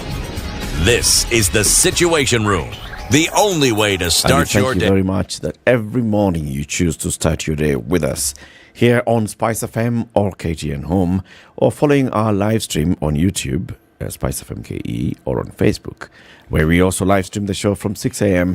to 10 a.m. every weekday morning. Welcome to the second hour. It's Justice Thursdays. Today is Thursday, the 13th of October, 2022. We're going to be talking about the Small Claims Court. We have a guest in the studio with us. But before we welcome her, let me tell you the day's proverb on behalf of C.T. Muga, who's away this week. The proverb is from Ivory Coast. Everybody loves a fool, but nobody wants him for a son. Mm-mm. Everybody loves a fool, but nobody wants him for a son. True. It's relatable. Yeah. It's direct. Make us laugh and from far away, but not in my space. Yeah, don't be mine. Don't be worried. The Honorable Stella Nyeri is the acting registrar in the Small Claims Court. She joins us now for this Justice Thursday's conversation. Good morning. Good morning, Eric. Good to have you on the show. Welcome to Kenya's biggest conversation. Thank you for having me. Welcome to the hot seat of the biggest conversation. Make yourself comfortable. Yeah? So, you're the acting registrar. Yes. You know, when we see people acting in the judiciary, we feel for them. Why so? Well, you know why, but let's not delve into those issues. I'm just being facetious and bringing issues. The Small Claims Court, we've talked about it here before, but there are people who may not have heard about it. In Kiswahili, I'm holding a pamphlet here. Mahakama ya Madai Madogo. So, Madai Madogo Small Claims. It's just so direct. It's direct, isn't it? It's so direct. What is a Small Claims Court? A small claims court essentially is a specialized court. Specialized in the sense that it is established to determine or adjudicate over cases of low commercial value. The Kenyan case is that the small claims court in Kenya hears and determines cases that are valued below Kenya shillings 1 million. So it is specialized in the sense that it only determines specific kind of cases. If you're to look at other magistrates' court, like the mainstream courts, they have a wide jurisdiction. The small claims court has a narrow jurisdiction in the sense that you only listen to cases involving not a wide subject matter. The Kenyan case, we only listen to cases concerning to contracts, just contracts for sale of goods, contracts for supply of services. We also listen to personal injury claims and set off and counterclaim under any contract. So you see, our jurisdiction is very narrow. So it's all civil. It's all civil. So it's we are not talking about cases where the likely fine is going to be less than 1 million. The court is a civil court. So the claim, it's not a fine. It's not a fine. It's not the cases where fine the fine here ranges between 20,000 and 50,000 peleka small claims. I think a fine presupposes that the matter is a criminal case. Yes. But in a civil case, you come and you state your claim. You're claiming, for example, I'm claiming from you something valued below Kenya shillings 1 million. Yes. So I want the court to either award me that or find that maybe you owe me any amount within that range. But this doesn't mean that there are then other civil cases where the amount could be more than 1 million. That you will still have other cases where there's a claim on an amount more than 1 million shillings, but it just that it will not be taken to the small claims court. It will be taken to another court, but it still remains under the ambit of civil court. Yes. Oh, okay. So any other case that is above, for contracts for sale and supply of goods and services, that is above 1 million, you can file it in the mainstream magistrates court. Okay. Now, great issue here and confusion. We can clarify the point of difference. Many of the contracts for supply of services would be employment contracts. Where somebody feels that, I'm in your employ and I feel you owe me service and it is within the range of less than 1 million, Bob. Does that qualify to go to the small claims court? No, it doesn't. If you look at the Act, there are certain cases that are excluded from the court. Okay. And cases emanating from contracts of employment are excluded from the court. So you cannot file a claim relating to a contract of employment in the small claims court because there is a mainstream court and the labor court where the pecuniary value falls under the jurisdiction of the High Court. Okay, so who's coming to small claims, for example? So what is the variety or what are the range of cases then that we are seeing? Who would be coming to the court? That's an interesting question because what we realize is that before the establishment of the court, there was a segment of the citizenry that had been excluded from going to court because the court fee in the mainstream court was a bit high. And the procedures, they are complex. But now you see someone, like for example, if Eric owes you 100,000 shillings, ideally, in the past, you wouldn't go to court. You would SMS him, call him, he'd block you. He doesn't pay. But now, you can file a case in the CRB. Yes, you can file a case at the small claims court. The filing fee is very minimal, at a maximum of 1,000 shillings. And the case will be determined within 60 days. So we are saying people who would ordinarily go to court, the small businesses, the ordinary mwananchi, are now coming to court to file their claims. Okay, so and I guess so what's the nature? There's somebody owes for work that should be done according to the Act, work that should have been done, or rather work that was done that has not been paid for. You supplied them with goods or services, they did not then honor an invoice. What's the nature of some of them that we are looking at? Some of the cases? Yes. Of course, we are saying even the people in the service industry. What do you call these people? The ones who are in the entertainment coming to court. We have the small businesses where it's just you're supplying, for example, you're in supplies. You're supplying maybe general office supplies to a company, things like that. They're coming to court. And also the common mwananchi. But we also have the microfinance, the credit lending companies. Have flooded the court because I think very many people have been borrowing money there, and before then they wouldn't take you to court if you'd taken a loan for like 20,000 shillings, because even the filing fee would not make sense for them to go to court to file a claim for 20,000 shillings. But now we are saying them coming to court and following these people who had taken up loans from the institutions. The court is not very old. I mean, we're talking about 18 months. Yeah, a year and a half. Yes. So how would you say? Well, previously this court did not exist for these cases or for these amounts under 1 million shillings. So what have you seen for the time that you've been there? What have you seen then in terms of? I think the word you used was flooding the courts. So then, how does that then say, or how does it fuel the narrative that there's an appetite for justice and there's an appetite for seeing some of these things then being sorted out? For the period that we have been in operation, I think the data as at 10th October, we had registered over 18,000 cases. We had managed to finalize over 13,000 of those cases. And so the feeling that you get is that, save from the fact that there are people who had been excluded who are now coming to court, you realize that the issue of the court fees was a cause for people not going to court. Because where you know that you won't pay a lot of money, then you're able to come and file your claim. Sure. Yeah. Okay. So you're saying all these people now have come to the small claims court. How many cases have you handled in the last 18 months, or what kind of value of claims has the court dealt with? So from the over 13,000 cases that have been determined, these cases are valued over 2.5 billion shillings.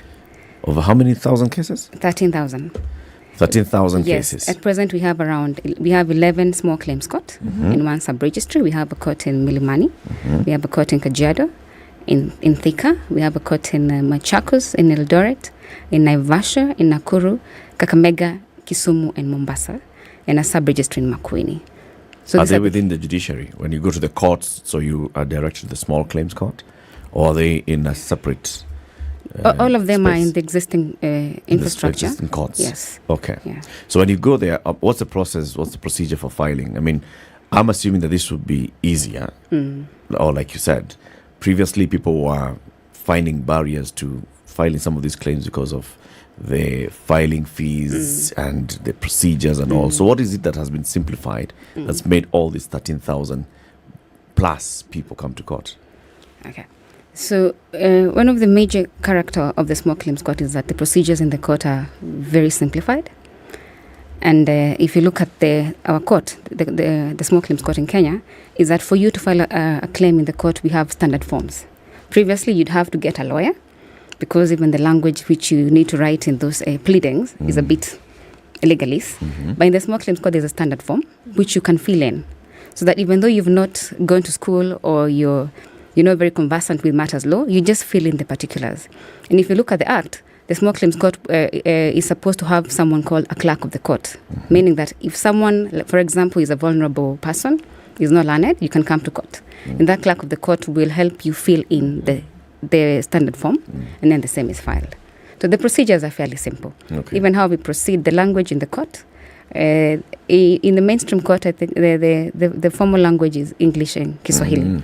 But in the small claims court, we are encouraged to even allow them to use any language that is appropriate, even Sheng, assuming there's a witness from Kayole. And they want to proceed in Sheng, and the magistrate is conversant, she can allow them to proceed in Sheng. Just go ahead. Yeah, just go ahead. Let's communicate. Yes. All right, so filing is made easy. Yes, filing is made easy. Service? So service is as in the normal manner, because for you to be able to respond to my claim, I have to serve you either physically, I can serve you electronically through email. But for us, because of the time limitations, because we only have 60 days to hear and conclude our matters, if I serve you on WhatsApp, Eric, and you blue tick me, that is proper service. That's it. If you don't have the blue ticks, I put it on my status, and you view it, that's proper service. Really? Right. Yeah, yes. Because you've been served, you've viewed, so you're aware. Because there are other people who will frustrate service, you will evade me. Yes. But if I have your phone number, I can serve you. Yeah.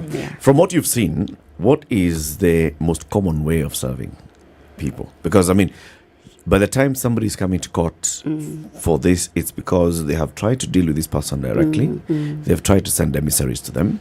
They've even maybe tried to bring in the chief, the area nyumba kumi mzee, and you're just not paying me what I'm due, right? And I've gone to court and I've filed, and now I'm supposed to serve you. Of course, you're going to create all these barriers. What is the most common method being used to serve? So luckily for the court, if you look at the cases that we're hearing, the commercial cases, so chances are you know each other. Yeah. Like, for example, if I supplied you goods, I know where your company is situated, or I have your phone number. So we're saying the common way of service is through email and through WhatsApp. Right? The in-person service is not so common, but through email and through WhatsApp. And even for the mobile lenders, it's the same. For the mobile lenders, no, those ones because they do. the mobile lenders have never met me. They have only lent. They have me your money. phone number, right? So what they'll do, because sometimes the court will insist, how sure am I that phone number belongs to you? To this person. So the court will say, send that person some money. Then they'll send you 1 shilling. Then they'll get the M-Pesa message saying, Eric, Latif. Right. So that's proper service. That is your phone number. Yeah. Okay. So it seems that it is, I'm trying to use the word carefully, that it is simplifying the process so that there can be, a quick justice here, quick access to justice. Yes. Now, as we're having this conversation, we've come off a day whereby clearly the threshold for evidence is seeming like it doesn't really matter. It's a pendulum. Yeah, I mean, it swings whichever way you would like it, and whichever way the wind is blowing one day, then we'll go with it. Now, what then is used as a threshold for evidence in this case? If I'm coming and I'm saying that Eric and I had a transaction, I'm coming to the small claims court and I have it on an SMS that he said on an SMS I owe him some money. Is that enough for me to come and present it to court and say, look, this is what we agreed, here are the messages I have been showing him, he's been sending me messages over the last 1 year, I've not responded. What's the threshold for evidence here? Hearsay is obviously an issue here and there, but is it simplified to the point whereby previously pieces of evidence that you would not use in a court of law then can be used in the small claims court if we're using WhatsApp and blue tick messages as service? So the evidential threshold at the small claims court is slightly lower. And this is because the Act is very explicit. It states that the court is not bound by the strict rules of evidence. Okay. So that is to say, evidence that would be inadmissible in another court can be admissible in our court as long as the court finds it to be believable.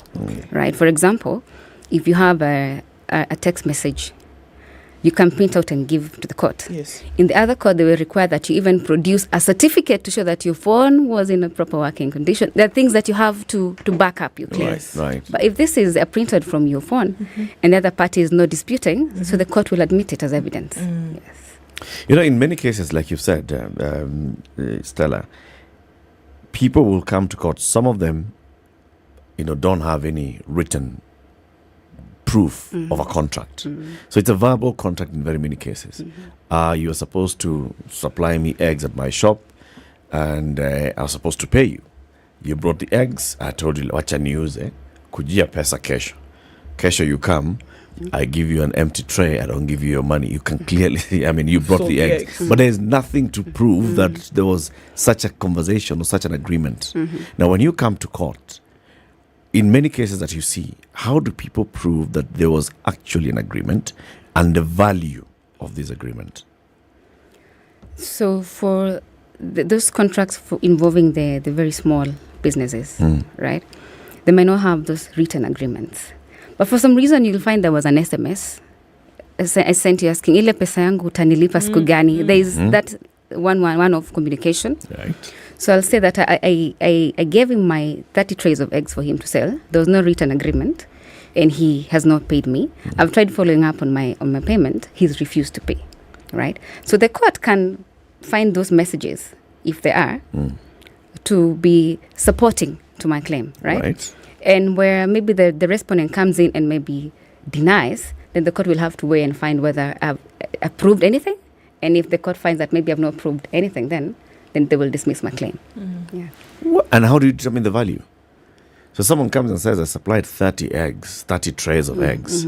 Just an SMS saying, ile pesa yangu, does not show the number of trays of eggs, does not show how much a tray was going for. Or that we're even referring to this transaction of the eggs. Yes. It would have been something else. I'm just seeing the difficulty here that there'll be that difficulty the judicial because officer has. Then the elements of that contract will not have been proved because you're saying there was a contract, but then there's no agreement. So unless where there are other factors around that for me to see that there was some sort of agreement, then it will be very hard for the court to agree with you that you indeed supplied a person X with those 30 trays of eggs. Yeah. Okay. Are you finding, and this is interesting because, again, talking about access to justice and making, access to justice a lot simpler with this, campaign that could become a way of doing things judicially in the country, which the Chief Justice was very serious about. Now, the Small Claims Court being one of the drivers of this access to justice.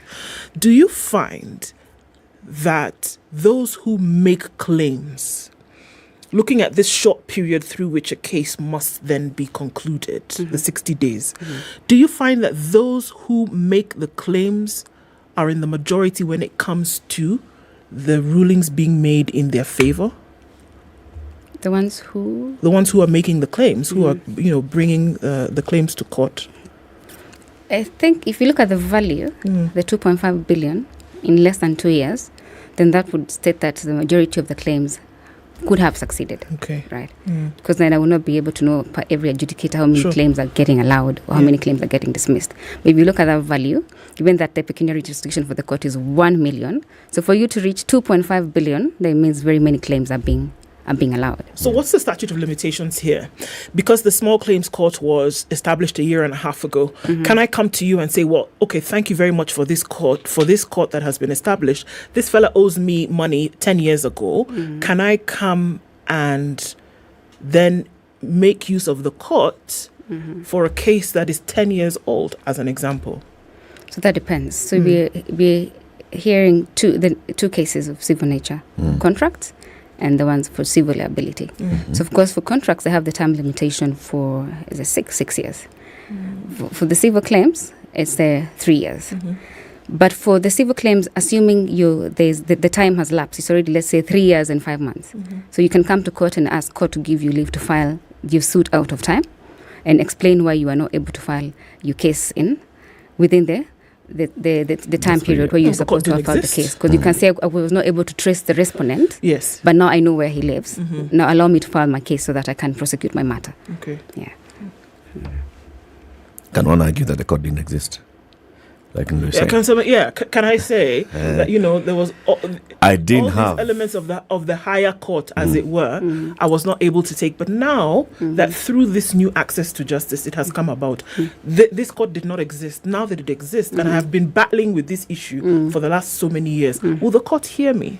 Yeah, you would. Assuming you come and state, I was not able to pay the accruing filing fees in the other court, but now I'm able to pay the 200 shillings. The court would allow that application. Because if you look at the Small Claims Court, core at the Small Claims Court is enhancing access to an expeditious delivery of justice. Okay. So in any way that we're able to expand those avenues where people are able to access justice, then you're supposed to do that.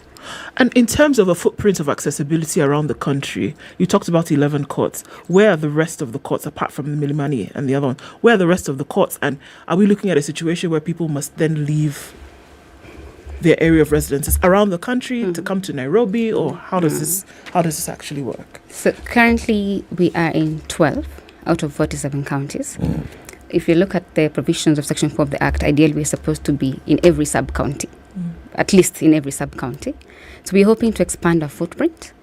If you're able to get additional adjudicators this financial year, we should be able to move into 24, to have 24 other courts and increase our footprint in other counties. But presently, I think in 1 year, we've tried to cover sort of a third of the counties in the Republic. Yeah. So I think that was good progress. Who's the officer in charge of the small claims court, of a court? Is it a magistrate? The person presiding over a small claims court is called an adjudicator. It's an adjudicator? Yes, but currently we have magistrates who've been designated to serve as adjudicators because we still don't have adjudicators hired specifically to sit in the small claims court. So what would that look like if we had the adjudicators specifically hired for this? Would they be at the level of magistrates? Yes, the qualifications for adjudicators as laid down in the Act are similar to those of a magistrate at entry level. Only that the Act presupposes that they can be hired on contractual or on permanent terms. So those are issues that the JEC will have to consider before they decide how they want to engage the adjudicators for the small claims court. Okay. Let's take a break. It's 29 minutes after 7. This is the Situation Room, live on SpiceFM and KTN Home and online. Our guest this morning, being Justice Thursday, is the Honourable Stella Nyeri. She's the Acting Registrar of the Small Claims Court. We're looking at what the Small Claims Court has been doing in enhancing access to justice across the country. Cases where people are talking about money owed to the tune of up to 1 million shillings, whether it's contract for services, contract for delivery of goods, and such kind of other disputes are the ones that are taken to the Small Claims Court of a civil nature, not criminal. And we have got to be very clear. So those are the ones that are taken to court. Let's take a break here at this point, reminding you about the 30th of the month. Because what happens then? It's a Standard Chartered Nairobi Marathon that's taking place. And Stella, I have been recruiting women to, take part in the marathon? Absolutely, because we run the world, literally. So, the Standard Chartered Nairobi Marathon is taking place on the 30th of October. There's a virtual run which takes place between the 23rd and the 30th. So, you can, work out your times, and then they're taken onto the leaderboard. You register today, and then you can take part in that. But then the physical run takes place on the 30th, and it's all going towards future makers, which gives, many young people access to opportunities that they would not previously have. Education, business, credit funding, and things like that. So, it's taking place and I'm recruiting, so, Well, I think I'm not old enough to run a marathon. I love it. So you can do the full 42K? 42K. So there's a 42, there's a 21, there's a 10. Is there a 5? There's a 5. Yes, I'll do that one. So you do the 5. Yes, I'll do the 5. Register today. We'll show you how to. NairobiMarathon.com is how you register for both the physical or the virtual marathon. Go there, select which one you want, and select the race. And it's as simple as that. You only have until the 16th day of October, that is Sunday, to register. After that, registration closes. This is the Situation Room, the only way to start your day.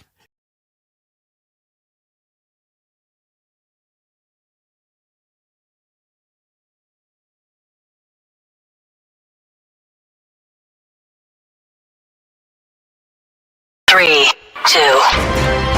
Everybody, welcome to Kenya's biggest conversation. Heri Latifa, Muga, Madam Du, nimesalamia wote sana. Tumepokea salamu, asante sana. Hapa Garissa today the weather is very good, only that baridi inatupeleka mbio sana. The baridi ni degree ngapi hapo? Hata sijui lakini madam tunakauka sana. If you want to follow the money trail, you've got to think like a thief to be able to catch that thief. A slap from a friend is better than a kiss from an enemy. You remember the kiss of Judas Iscariot? Iscariot. Yes. Is the one that imetuweka kwa hii mashida yote na mataabu kwa sababu of that kiss. Yet the slap of Jesus Christ when he slapped those guys wenye walikuwa wanauza mboga ndani ya kanisa took them to heaven. The Situation Room, Kenya's biggest conversation. Sunny conditions at 13 in Nairobi, highs of 28 today, and we'll see highs of 27 in Nakuru, where it's sunny at 14. It's sunny at 13 in Nyeri, highs of 26 and lows of 11, and we'll see highs of 24 in a sunny Eldoret at 13. Partly sunny conditions at 23 in Mombasa, highs of 29 and highs of 29 as well in Malindi, where it's mostly sunny currently at 25. 19 and sunny in Kisumu, highs of 29, and 28 will be the high in Kakamega, where the sun is up at 19. It's 21 degrees and mostly sunny in Kampala, highs of 28, and we'll see highs of 30 as well in a mostly sunny Dar es Salaam at 22. It's 16 degrees and cloudy in Johannesburg, highs of 28 and lows of 15, and mostly cloudy at 25 in Lagos, highs of 30 and lows of 24. It's clear at 22 in Kinshasa, highs of 33 and lows of 22.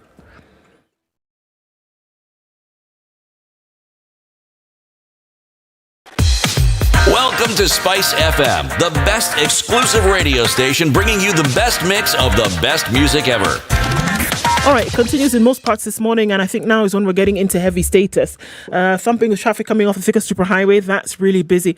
If you're still coming off of that area where there was the accident, you use the service lanes, move much quicker for you. On Kiambu Road, it still continues with traffic, and we're looking at it really busy on Limuru Road. Into the CBD is where most traffic is headed in and out of this morning. Wacky Way, really busy.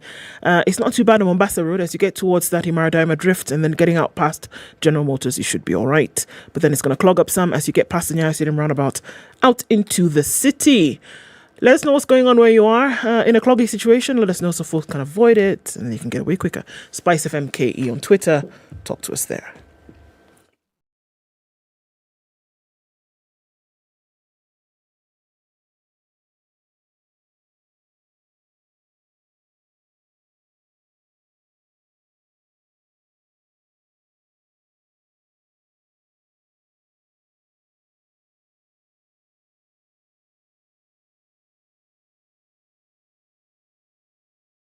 Mature, intelligent talk every morning.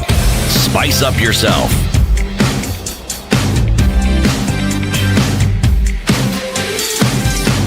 It's 25 minutes Mornings to 8 to continue the conversation. Also 94. reminding you that at 8 o'clock we'll be talking about the room. Vigorously vetted, handpicked for you, tech talent that is available in the room. We'll be talking about that and how then it makes it easier for you to recruit the best talent. The Honorable Stella Nyeri is the acting registrar of the Small Claims Court. We're talking about this court and what it has done in the last 18 months. Very many cases taken before it, 13,000 determined, value worth 2 billion shillings unlocked? 2.5 billion shillings. 2.5. 16 months actually, not 18, 16 months. 16 months. Yeah. 2.5 billion shillings worth of money unlocked from the system. Just people being able to pay. Are there cases where people who feel like, they haven't been served properly, where they feel, okay, I don't agree with the determination of the adjudicator in the Small Claims Court, and I want to not pay this person? What do? Where do you go? Where do you escalate this matter? Where there's a judgment that is against you and you feel like you don't want to pay, yes, then you have the right to appeal to the High Court. So you go to the High Court straight? Yes. Not a magistrate's court? So all matters emanating from the Small Claims Court, assuming you want to appeal, you appeal to the High Court on matters of law only, and that appeal to the High Court is final, meaning you can't go to the Court of Appeal. What do you mean on matters of law only? You can't go to appeal on matters of fact. You can say maybe the adjudicator misapprehended this part of the law, but you can't go and say that. Okay, explain it in very, very simple terms. So I've been taken to court by Ndu, okay? Because she supplied me, same example, X number of trays of eggs. I sold the eggs. I paid half. She claims I didn't pay the other half. Now I've come to your court and the court has said you ought to pay her for the other half. And I've been saying there was no other half. I paid everything. Now, I feel that I haven't gotten justice in this Small Claims Court. I'm going to the High Court. Now explain. Matters of law, not matters of fact. So you say the way you'll determine a matter will be based on the specific sections of the law, and it'll also be guided by case law. Okay. Right? The cases that have been determined by superior courts are also binding on you. So assuming I applied a case, that maybe there's been another decision that has overturned that one, so I have misapprehended the law. right? Right. And for example, assuming there was a judgment that was against me in the small claims court, and I feel like the procedure, for example, I'm supposed to be served and given 15 days to respond. I was not. That is a section of the law in line with the Act. That was not complied with. So the court can find that there was that misapprehension and ask that the matter be heard afresh. So that whole complication that we're trying to remove by introducing the small claims court is reintroduced if you want to appeal the decision of a small claims court. Because the whole thing was that whole understanding, X section, this of the law, case law, filing this, going to a lawyer. That's why she was coming to the small claims court. And that's why I also agreed to come to the small claims court. Now you tell me, if I feel aggrieved, I should now start applying those other stories. Yes, but if you look at many other jurisdictions like Uganda and South Africa, all decisions, there is no right of appeal from decisions from the small claims court. I think because the assumption is that these disputes were not complex, they involved a little amount of money, so ideally, and all parties would be agreeable to that decision. But for the Kenyan case, there was that element of being given that you can appeal that decision, but be prepared to do the work. Yes, because now you have to follow the normal way in which cases are filed in the High Court. You won't get any preferential treatment because you're filing a case from the small claims court. Okay. Yeah. Okay. Do you foresee a time, because it seems, you're talking about the flood of cases, 18,000, so you're looking, if we want to do that average, you're looking about 1,000 cases a month coming in over the last one. And do you foresee a situation whereby it's going to start to taper off? Because it seems as though there were a lot who were just waiting for this reprieve. Or are we going to see, if you're able to, if you would make a prediction, that are you seeing now the cases reducing, or are people now switched on in terms of knowing that, all right, if this dispute, even if it takes a month, I'm going to then be able to go to court? Or have you now, dispensed with the huge number of cases that were there and then seeing the numbers reducing? Yes. I foresee the cases being filed increasing. Remember when we started, there wasn't enough stakeholder knowledge about the court. So we had to do a lot of sensitization and stakeholder training. And we saw the uptake of the court go up. And if you look at the courts that are the courts situated in the peri-urban areas, not in the very urban towns, the value of the cases that are filed even in the mainstream courts would fall within the below 1 million, right? So there's a lot of work for the small claims court, even for the courts outside Nairobi. But of course, in courts like in the urban towns like Nairobi, Mombasa, Nakuru, if the jurisdiction was enhanced to around 3 million, then the numbers would still be higher. Even with the jurisdiction for 1 million shillings, we still have a lot of cases that are being filed and will continue to be filed in the court. Are there some court stations that are getting more applications than others? And bearing in mind that the law says that this matter must be heard and determined within 6 months' time. So are there some adjudicators who are more burdened than others? And what do you do in those cases? Yes, there are. You look at the cases that you're handling, the contracts. So, of course, ideally, that kind of business would be happening in the urban towns. So the court in Milimani, in Mombasa, in Nakuru, Eldoret and Machakos, you can tell that cases, the numbers of cases being filed is very high. So, of course, they're getting overwhelmed because like in Milimani, in a month, we register around 1,200 cases in a month. Wow. We have around 10 adjudicators. So, of course, there are cases that majorly will be had within the 60-day timeline, and the others, because of other reasons, might extend beyond the 60-day timeline. Okay. But what I know is that we have been able to manage an average time of 37 days of conclusion. Okay. So despite some of the cases going beyond the 60-day timeline, we've been able to maintain the average of 37 days. Okay. Since this court was established, excuse me, then to be able to handle, so are we looking at 200 shillings for filing fees kind of thing? Does it go beyond that? That's the first question. And then, do I need a lawyer to go to small claims court? Because if the point was to say, okay, reduce the amount that you're going to spend on filing fees, can I represent myself? As in, has the process been made so simple that I can then bring my evidence that I need, and I don't need a lawyer with the, legalese then to represent me? So the filing fee is capped at a maximum of 1,000, and it's banded, meaning from 0 to 200,000 shillings, you pay 200 bob. 200 to 400,000, you pay 400,000. You pay 400 shillings. 400 to 600,000, you'll pay 800 bob, and up to a maximum of a million, where you'll pay 1,000 shillings. That's the maximum that you pay on filing fee only. All other services in the court are zero rated. So assuming you want to get a copy of an order, copy of a judgment, proceedings, a decree, a warrant, all those things, there's no filing fee that accrues from those services from the court. On the issue of representation, this is where it gets very interesting. Because if you look at Section 20 of the Act, it presupposes that there are 3 ways in which you can represent yourself in the small claims court. So one, you can represent yourself.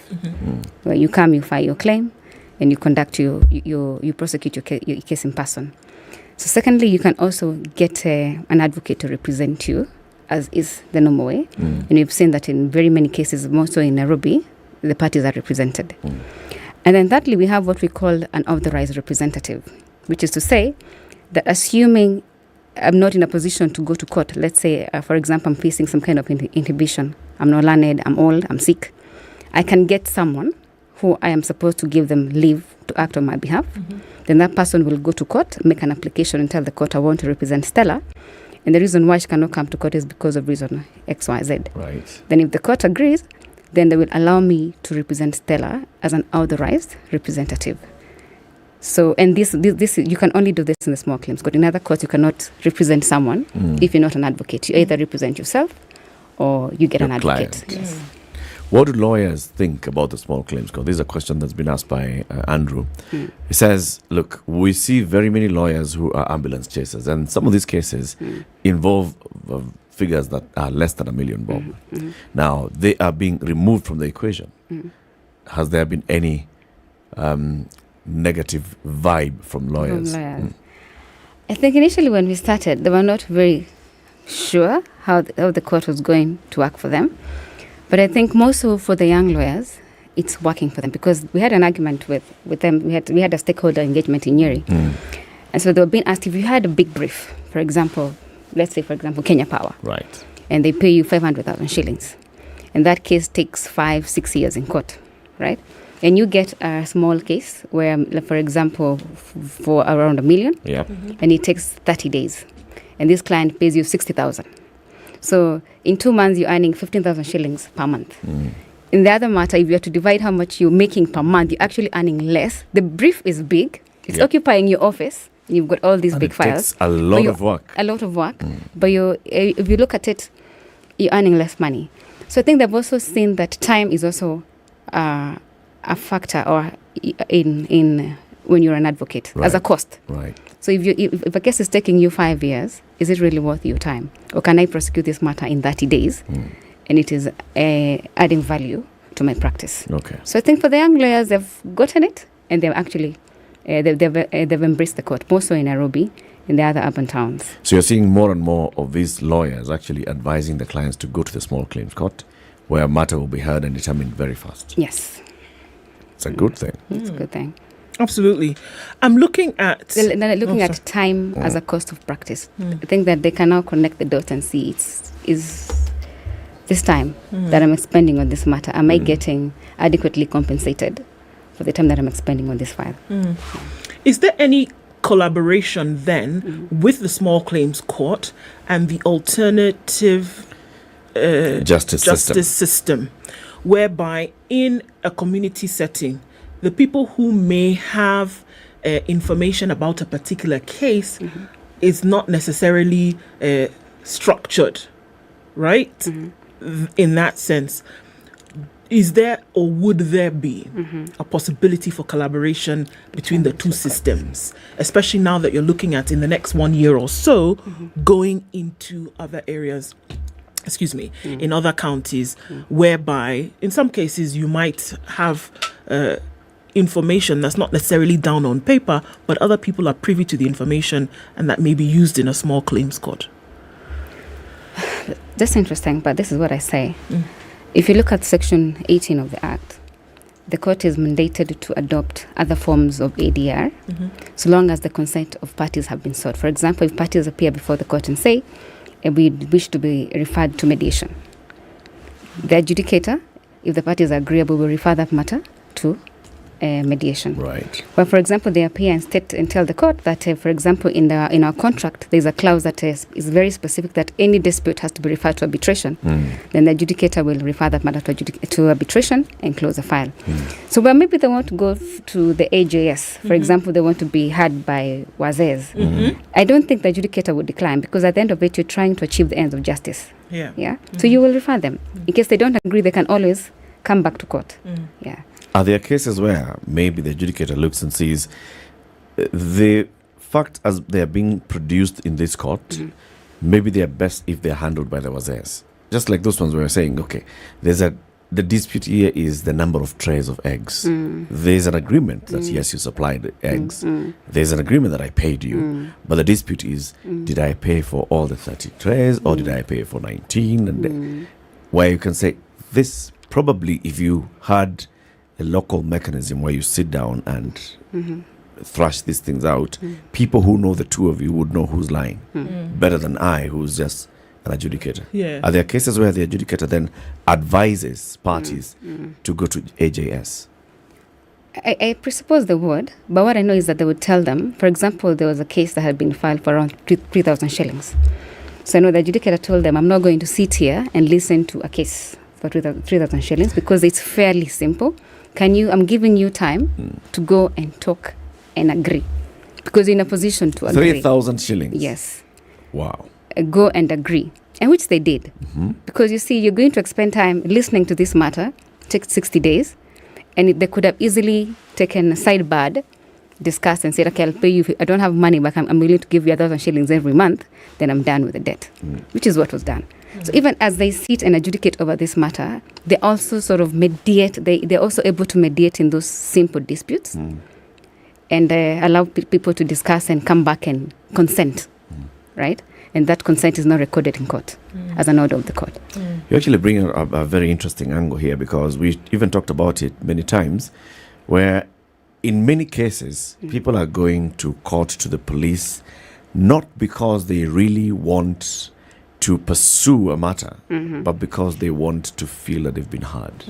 They just want the other person to acknowledge that I have a case, acknowledge that I have a grievance. And so they'll say to the patana mbele, they'll either go to the chief to report, they go to the police, eka kwa OB, niko na OB nilikureport, I just want you to be called by the cops, so that you acknowledge that there's something I'm raising. Do you see many of those now coming into this small claims court as well? Whereas, like now in the case of 3,000 bob, it's takupeleka kotini, my friend. I just wanted to acknowledge that you owe me. Simple. It's actually what was happening prior. For example, if someone owes you like a debt for 500,000 shillings, and so you'd see people, you go report to the police station, and it is framed as a charge for obtaining by false pretenses. So the person is charged. So you want them to get charged and threatened a bit so that they're able to pay. But the others who don't care, they still won't pay, right? So you might not get a judgment in your favor, and you still won't get you 500,000. So Kenyans have realized, okay, there's a chance if I take you to a criminal court, I might not recover my money. But if I come to this other court, I'll be had in an expedited manner, and I will recover my money. So now they're coming to this other avenue because they are sure that they will get their money back. When they used to go to the cops, they're trying to threaten this person into paying their money, because no one wants to be arrested on a Friday and sleep in the cell till Monday. So if you're arrested on Friday, then you quickly pay up. But others won't pay. They go through the whole motion of the court process. If they are lucky because of the evidential burden, they are found, they are acquitted, and you still lose your 500,000. That's interesting. So what's the spirit of the court then? And I ask that because, is it to say that, look, if there are folks, we're looking at justice, if there are folks out there who are owed money, who are owed something genuinely, is the spirit of the court to make sure that people get what is due to them, or is it to then make sure that justice at whatever level is applied equally and evenly? Or is it to say, look, I have a genuine case, I've come before court? Is the spirit of the court to make sure that this aggrieved party then is sorted out, or to still listen to both sides and then make a judgment equally? And I ask that against the backdrop of courts like the Supreme Court, who will make a ruling on a national level, taking so many things into consideration. Including public interest. Public interest. Are we looking at what's going to happen if we rule in this manner? Taking all of that into. So is the spirit of this court to make sure then that aggrieved persons are heard and their issues are sorted out, or are we just looking at balance? I think that there's been a misconception that the Small Claims Court is sort of a kangaroo court, where the rules of natural justice do not apply. They apply. Only that they apply in the context that the procedures are informal, they're simplified, and the court process is expedited, right?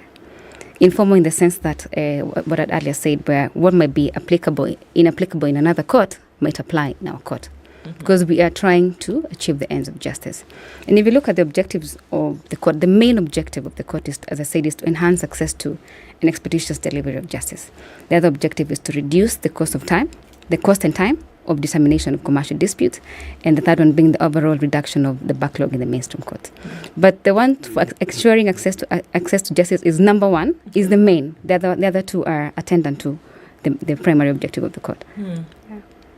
Could you throw and this is the thing, because it's such a delicate balance sometimes, Honourable, when you bring something before an adjudicator who is going to look at the facts, who is going to look at the issues. So then, is it also then dependent on procedure and process? If a signature was missed out, or if you're not able to look, in a situation where today, for example, and because if we're talking about making a simpler issue, sometimes you send, as an example, you send money to somebody and they say, don't send it on this number, send it on another number, right? And I come to Small Claims Court tomorrow, as an example. We both know that you were the recipient of this money, even though you asked me to send it on another number. But if I come to court, court wants to know who this number belongs to. It could not necessarily belong to me, it belongs to somebody else. So looking at procedural issues then, is the court going to rule based on the hard facts? Not necessarily the truth, but the facts. In arriving at a decision, the court, of course, has to look first off at the facts of the case, and then apply those facts to the law, in line with the Small Claims Court Act, any other applicable law. And as you may be aware, the adjudicator is empowered by the Act to create their own rules of procedure. They're not bound by the civil procedure rules. The court can create its own rules. Yes. Right. So if the court finds that signature, or for example, the number that you sent was also Eric's number, the court will rule in your favor. Yeah, because I'm sure there will be other things that are supporting. These transactions are not just one-off. The other things that are, it's a chain. I called you, I texted you. So you'll have all these things to support whatever you're claiming. It may not be something direct, but there'll be other things that are supporting whatever you're claiming. Of course, if you've got nothing to support, then it will be very hard, because assuming we get a report from Safaricom saying, or from Airtel saying that number is registered in another person's name. Exactly. So that would be hard for the court to make a ruling in your favor, because that number does not belong to the respondent. But where it could still belong to someone else, but where there are other, for example, there was a message that we see, tuma kwa hii number. You told me to send to that number. So there is that communication. So the court will find that maybe there's a reason why you did not ask me to send money to your number, and you asked me to send to this other number. So the court will weigh the facts and the merits of the case. Yeah. In cases where at the point of service, taken to court, I've been told to serve, I have served, and the respondent has actually come to court the first time, but they don't come again. What does the adjudicator do? Well, that's very simple, because assuming I serve you, you come to court, so showing that you are now aware of the case. Right. You don't enter appearance, you don't file your response. Right. The court will proceed to enter judgment against you, because you are aware of the court, you are aware of the case. But where, for example, I file a statement of claim today, we normally give you a mention date within 14 days. So you come to court and say, I have served. The respondent is not present. The court may ask you to serve again. How or which manner did you serve? You'll say through email. They'll ask you, try serve to another mode, maybe through WhatsApp or in person. So you'll serve again.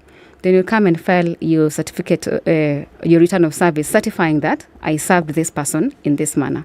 So if the court is satisfied that you are adequately served and you have adequate information as to the case, they will proceed to enter judgment. Okay. But where you appeared and you never came back again, you had knowledge of the case, You decided not to defend your matter, so the Right. court will proceed to make a judgment. What if I turn up on the 7th month and they say, Your Honor, I'm here. I'm Didn't here. know. Look at my leg. I was involved in a motorbike accident. I've been in hospital. My leg was like this.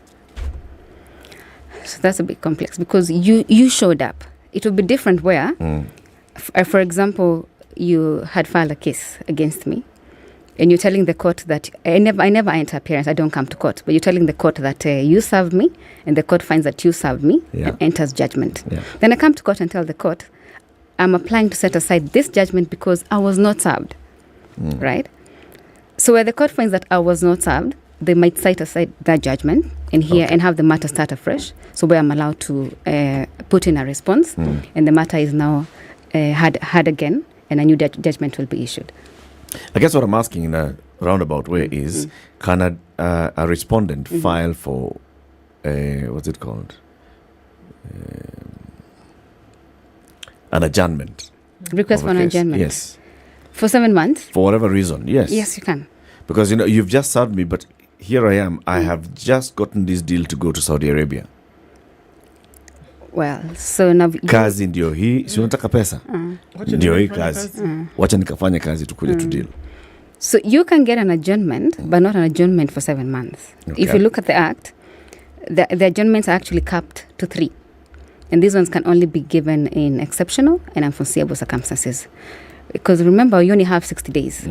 So if I give you an adjournment for you to go to Saudi and come back next year, February, so the case will be in the system and it will be reflecting as a case backlog. Because for us, any case that is above day 60 is a backlog. Yeah. So they won't allow. You either defend your case or you pay. Okay. Yeah. Honorable Stella Kanyeri, thank you very much for joining us. Honorable Kanyeri is the acting registrar at the Small Claims Court. We've been talking about the Small Claims Court and how they are enhancing access to justice. It's Justice Thursdays. Keep it here for more conversations. In the next hour, we talk about tech talent. Good morning.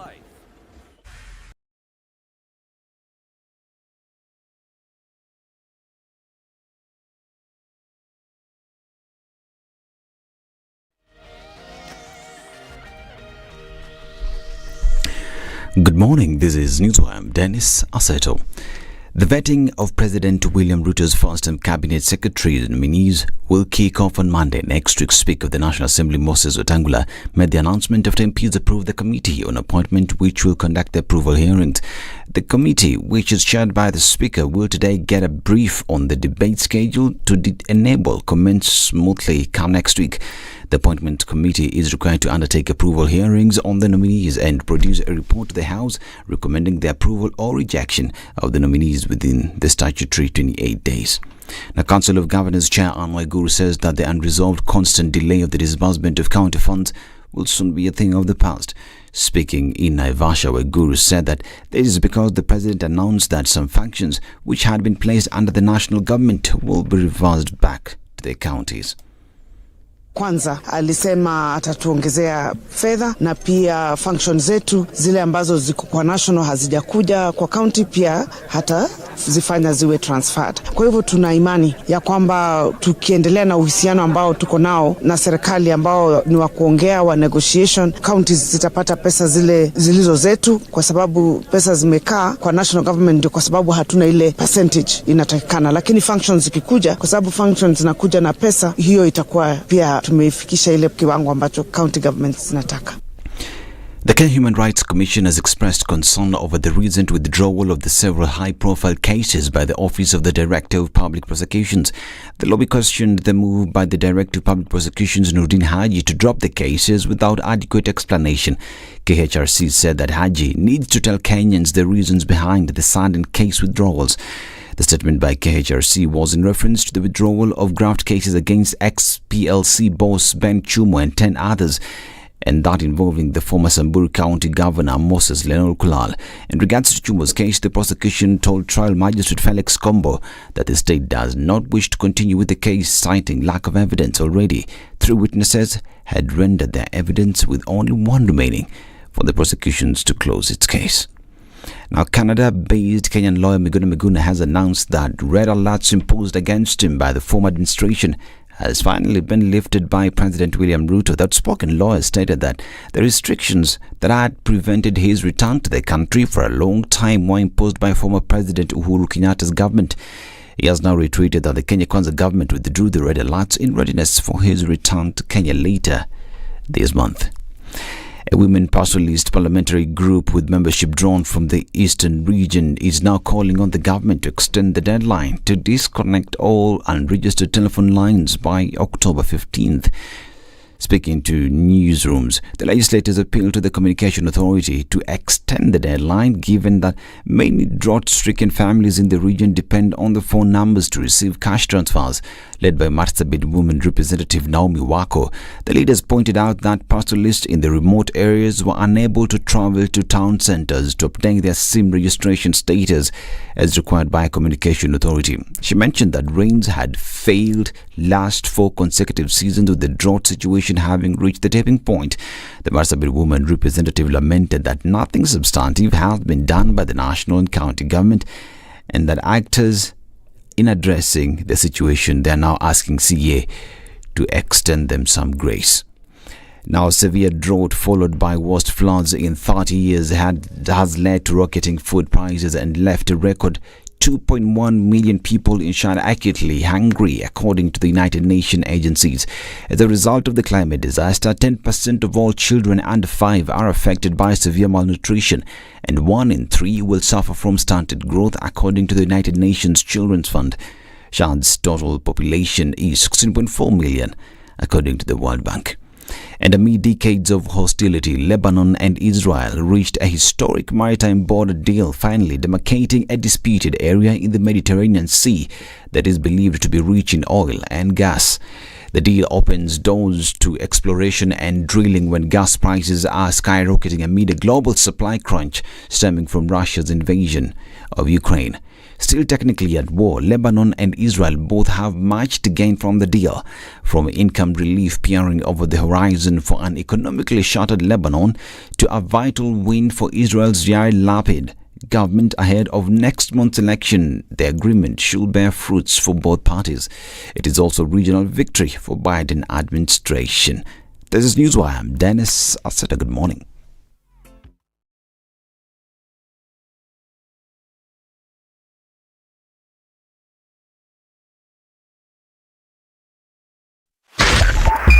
.5 Spice FM, Kisumu.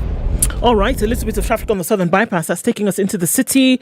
That's already clogged, but it should not be too much, at least not for now. Lunga traffic, Likoni Road traffic, Jogger Road connecting with Likoni, out then towards the city stadium roundabouts, and then also connecting with Lusaka. So that whole quadrant is looking really sticky this morning. It's also something with traffic coming off the Thika Superhighway well into Kiambu County now, and also traffic that started really early on Kiambu Road today. I'm sorry, folks. This one we're going to have to sit it out because there's no escape plan. At least not for now.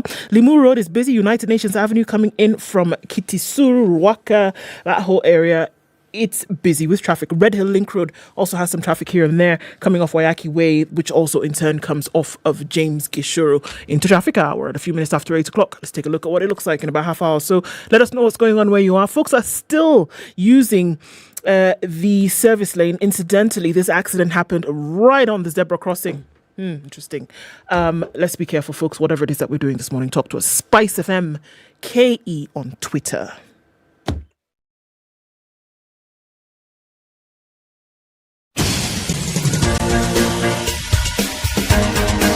This is The Situation Room, the home of hard-hitting political commentary and penetrating insights about the state of the nation. This is a talk radio experience like no other. The Situation Room, a place for hard truths, debates, and elevated conversations. The Situation Room, witty, political, engaging, deep, controversial. In the room, we have C.T. Muga, researcher, academic, seasoned political observer, a fountain of wisdom in these politically uncertain times. Ndu Oko, Nigerian by birth, Kenyan by choice, communications expert, Pan-Africanist, a truth seeker and believer in people power, and Eric Latif, agent provocateur, the man in the chair, seasoned journalist, news hound, a man who believes in punching up, not down. This is the Situation Room. All right, we continue. Welcome to the third hour of the conversation this morning, 13th day of October 2022. We continue celebrating the International Day of the Girl Child the entire week, and the work that's been done to make sure that all young people, especially boys and girls, all young people, especially girls, those who are boys and those who are girls, get access to dignified and fulfilling work. MasterCard Foundation has been doing this with partners to make sure that, they have access to dignified and fulfilling work. Some of the people who've worked with MasterCard Foundation include The Room, and we'll have a conversation with the GM of The Room to tell us what this is all about. I have the day's proverb in the meantime. It's from Ivory Coast. Everybody loves a fool, but nobody wants him for a son. No, please. Everybody loves a fool, but nobody wants him for a son.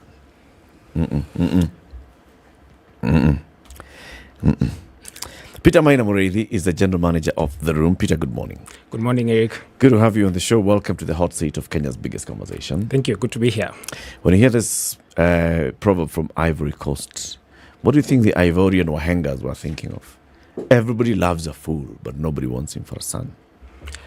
I think probably what was going on through their minds is that everybody likes to have a good laugh, and so a fool makes everybody laugh. But obviously, you wouldn't want your son to be the person people are laughing at. Laughing with, maybe, but laughing at, no. No. You don't want your son to be the lady of the ridicule, the laughing stock.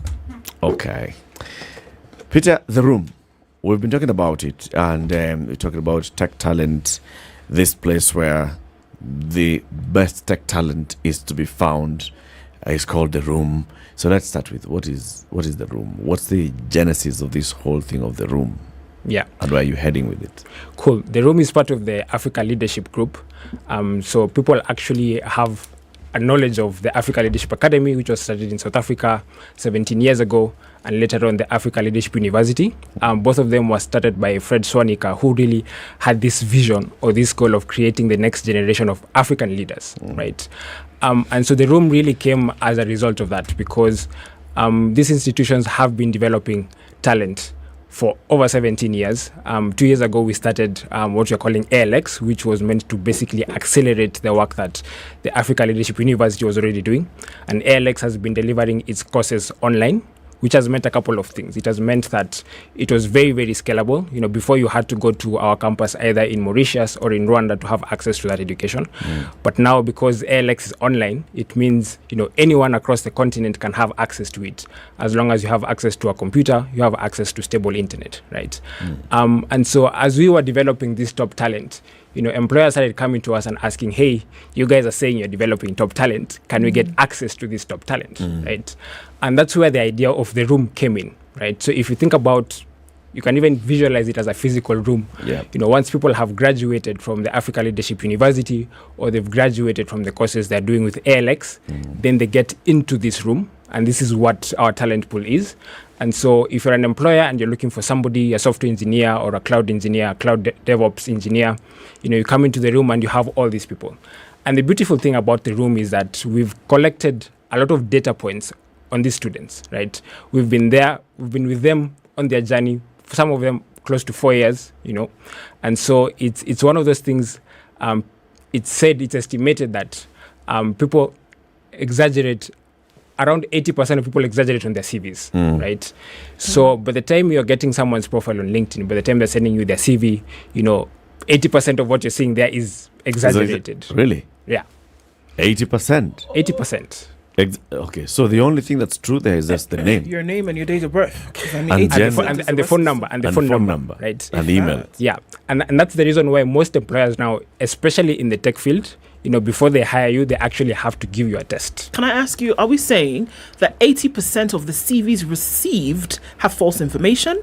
Or okay, are exaggerated? Or are we saying of all the CVs received, 80% of the information on said CV is exaggerated? Which one are we talking about here? 80% of CVs are exaggerated to some extent. Wow. Right.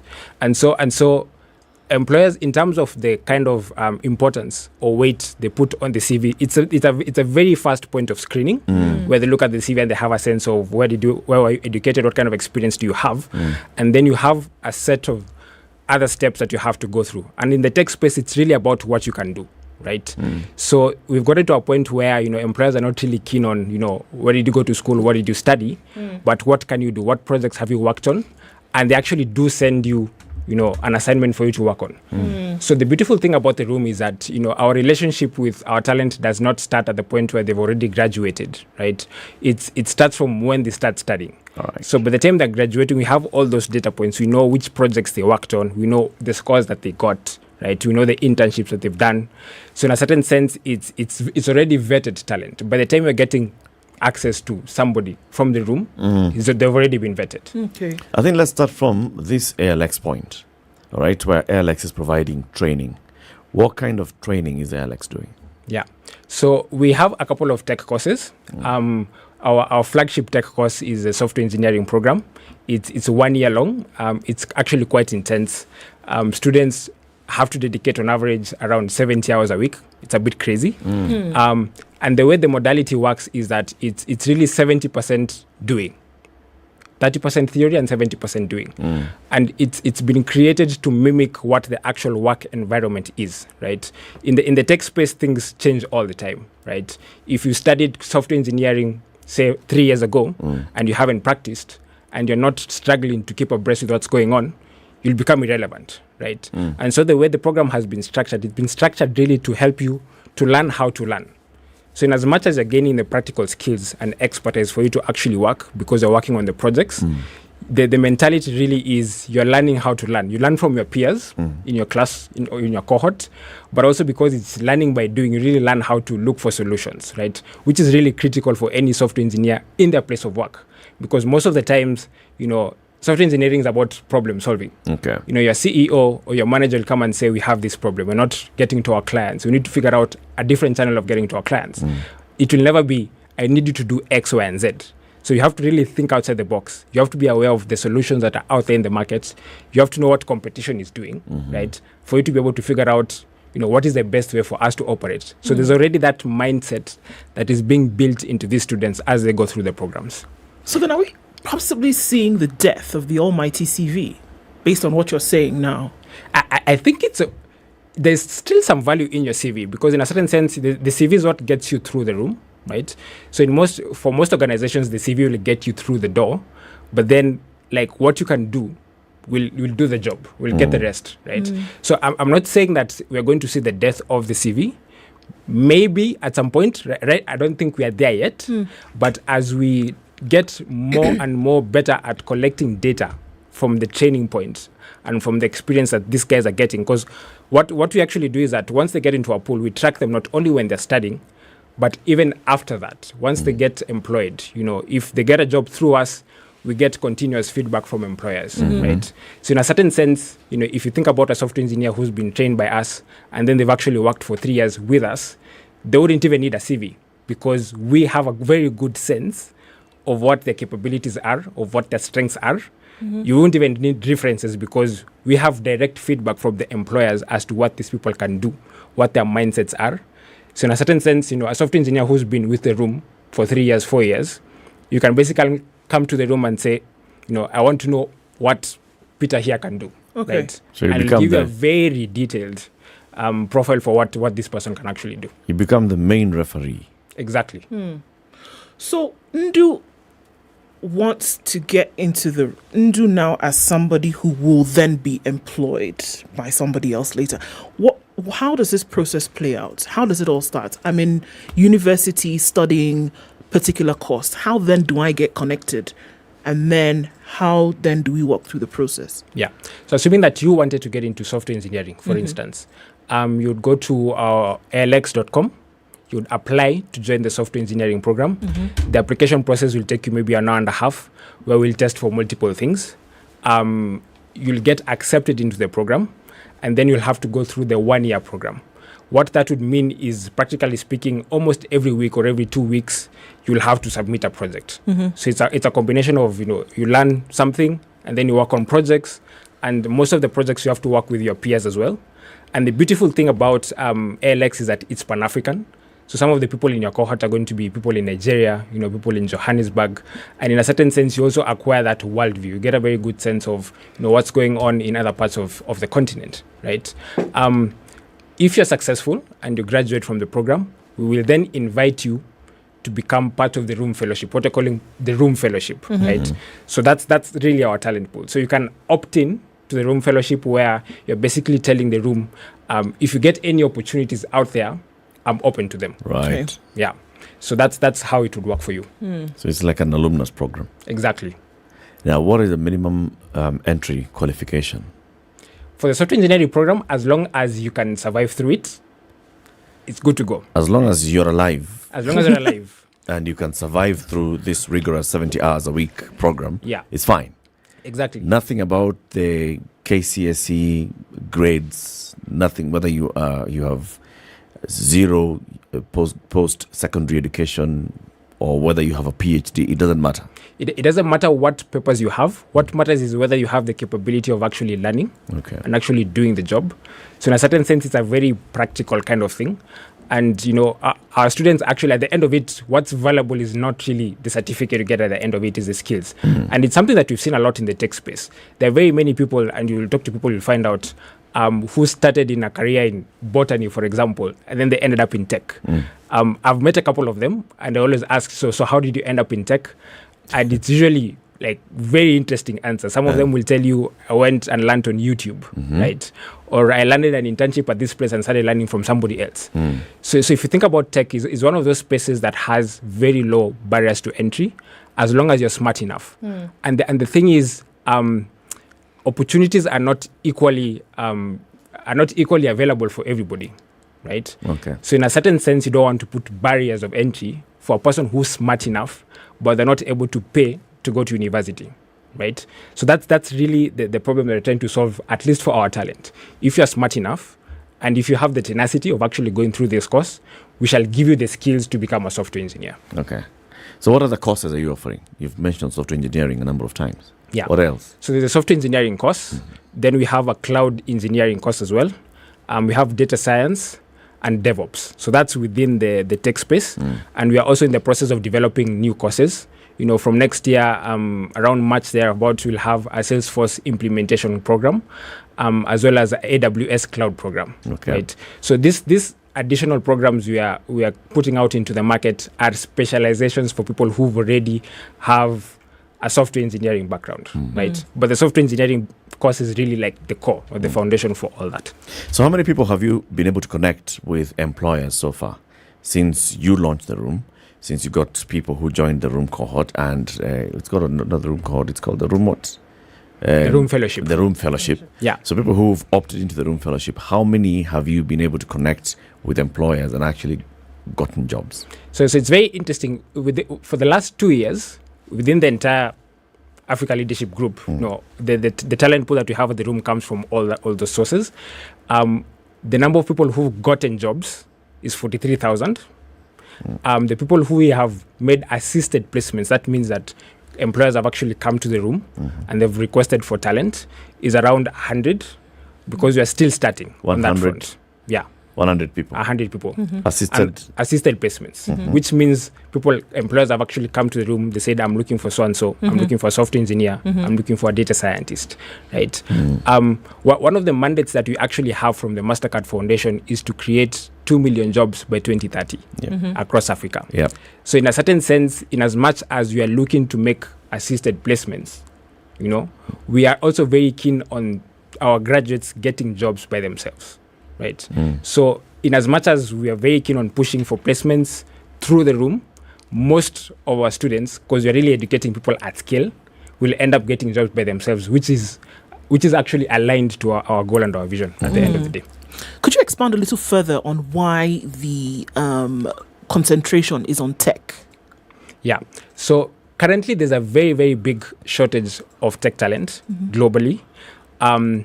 it is estimated that there are around 26.5 million techies around the globe. 5.5 million of them are based in India. 4.5 million of them are based in the US. I would ask you to guess how many of them are based in Africa, the entire African continent. 5 million. A million. A million. Yeah, pretty close to that. 700,000. Okay. So in a certain sense, if you look at Africa has one of the biggest populations in the world. It's not proportional, right? California alone has a software engineer population of 700,000. Very similar to what you have in the entire Africa. On the continent, yeah. And please keep in mind, the average age of Africa is 19 years. Most of these Western countries are aging. Yep. Right? So if you're thinking about the next source of tech talent to power businesses in the world, it's Africa. Right? And we've already started seeing that scramble for that talent here in Kenya. You have the global corporates who are coming to set up their talent centers here, the likes of Google, Microsoft, and they're really, they've driven up salaries because the demand for tech talent has gone up, and it's going to get even worse. And local companies are struggling, right? We know that in this day and age, digital transformation is a critical enabler to your business. So even your mama mboga, for example, very soon in the next 2 years, they will be selling online. They'll have a website, they'll have an Instagram page, and that's how they're going to be selling. Yep. Nowadays you can buy, Kibanda food on Glovo. Who would have thought? Right. So in a certain sense, in as much as tech is a critical enabler for business, and it's going to continue to be, there is this acute shortage for tech talent, and it's going to get even more acute. So in a certain sense, it's very, very important for us to really think how we are building that pipeline of tech talent, right? So that's really why we've decided to focus on tech talent. And can you deliver? So you talk about a growing demand. We're looking at a market now whereby e-commerce has blown through the roof in the last 2 years. Across Africa and across the world, right? We're looking at businesses in Kenya that 2 years ago, just before COVID hit, you'd have to walk into a shop to sell or to buy. Now you don't have to do that anymore. So with this explosion, with the room, for example, there is demand, as you say, for conglomerates who come into Kenya, but there's also demand for local businesses to have people who can meet the requirements of this tech space. Is there enough? Are there adequately right now? If you have a surge in the next 50 days, another year, 50 weeks, another year. If you have a surge in demand, is the room able, with the demand, able to deliver the people needed for businesses should they come knocking? We hope to be able to deliver that, right? Obviously, like we have a very ambitious goal to next year to train 70,000 people across Africa. And if you're to think about the different markets, Kenya would account for around 20% of that.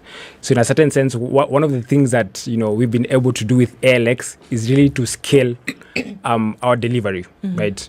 Because it's being done online, because internet penetration in Kenya is super high. We've really made it accessible for anyone who can have access to a computer, who can have access to the internet, and they have the right mindset and the grit to actually go through the program. So in a certain sense, we are making it easy for the masses, if you're interested in software engineering, to actually get into it. The barriers of entry have been lowered. So in a certain sense, if you're to think about traditional education, for you to train or for you to produce, so to speak, a software engineer with 3 years experience, it would basically take you 7 years. This guy would have to go to campus, they'd spend 4 years, 5 years there, do a computer science degree, then start working. Then 7 years from now, that's when you get a software engineer with 3 years experience. The question is, if there's a shortage of software engineers with that kind of experience now, are we willing to wait 7 years to get that? And in any case, the universities can only take so much. Right. So through our ALX, we're really trying to scale that. We're trying to produce software engineers at scale and also to give quality, right? But also faster. Because the university is taking 3 years to graduate a software engineer. You're taking a year. Yeah. So it's same quality? Faster. Same quality. Peter, if not better. Peter, listen. A university is taking 3 years to produce a software engineer, all right? And by the time this person is being admitted to a software engineering course, there's some certain level of qualification that they have. This is somebody who's really done very well in high school in those relevant subjects, math and sciences, right? You are saying it doesn't matter. Doesn't matter your math, doesn't matter your sciences, just come in. As long as you can commit and you work hard, you will within 1 year become a software engineer. Really, Peter? I'm not saying it doesn't matter the math or the science. That's critical actually. And it's not an either or. Quite a big chunk of the people who go through our courses are university graduates. Okay. And diploma holders as well, right? So in a certain sense, what you are seeing is that, and many employer partners will tell you this, you'll go to a university and spend 4 years studying computer science, which is highly theoretical.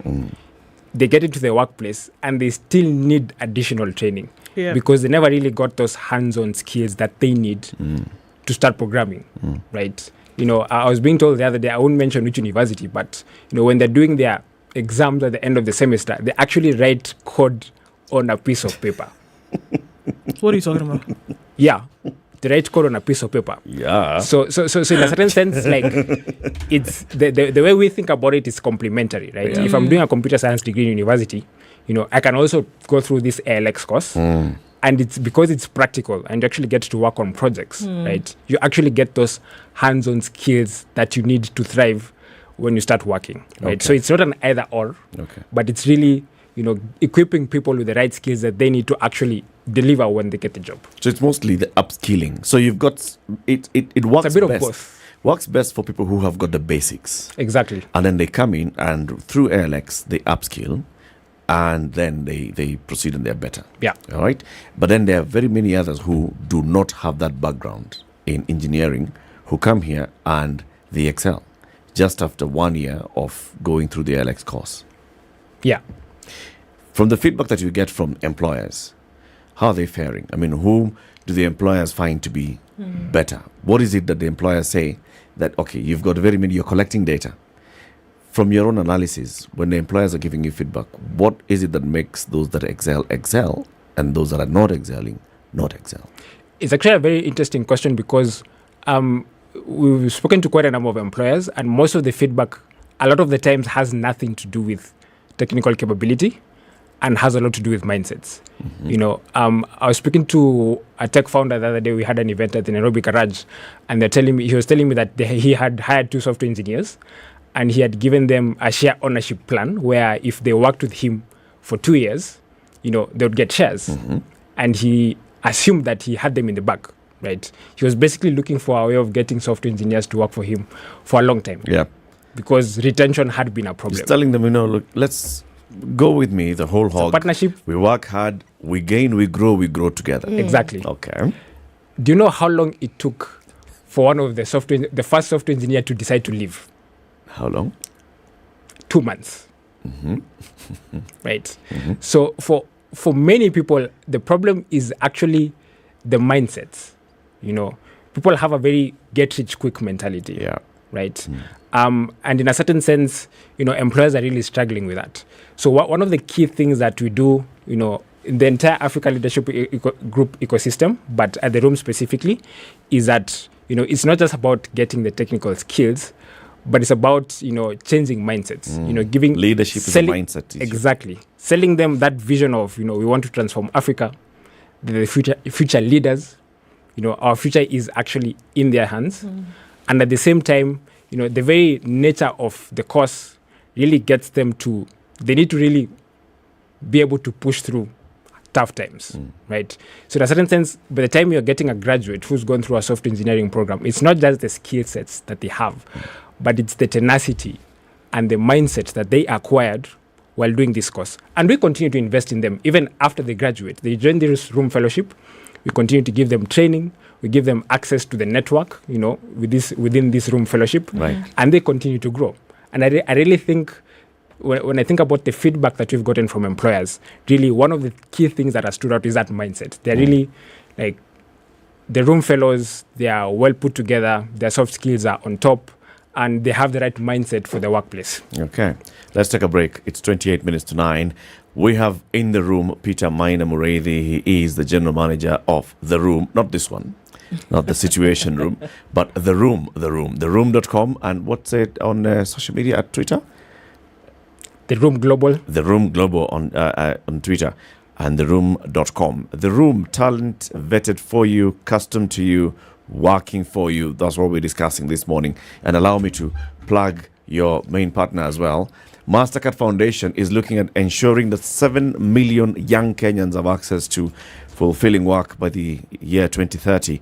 And out of the 7 million, 5 million of them should be young women. As we celebrate the International Day of the Girl Child this week.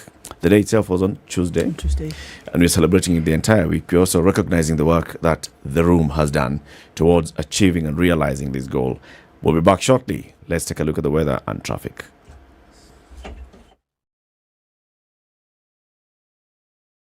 This is the Situation Room, the only way to start your day.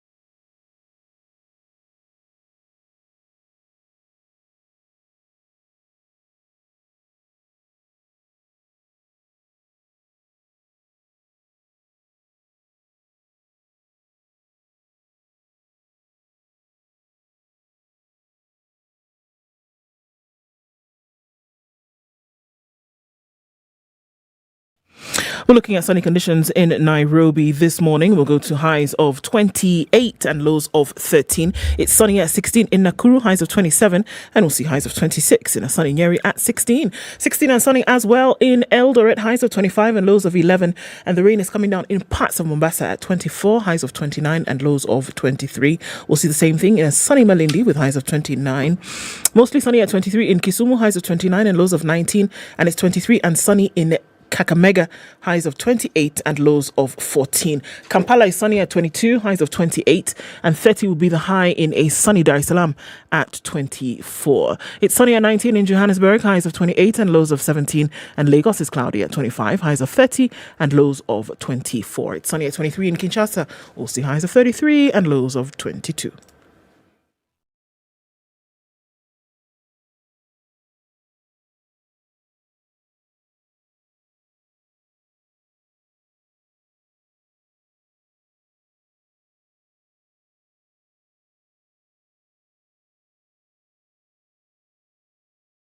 All right, not so bad going towards North Airport Road and then outer ring. Lunga, and that whole industrial area circuit is a mess this morning.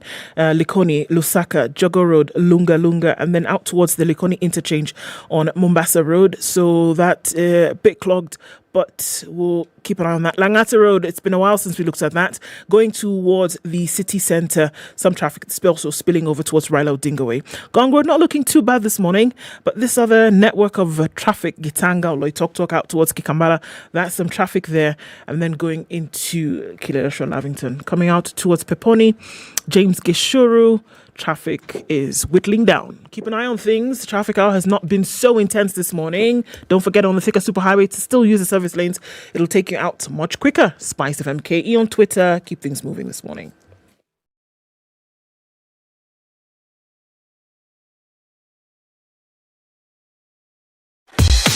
Welcome to Spice FM, the best exclusive radio station bringing you the best mix of the best music ever.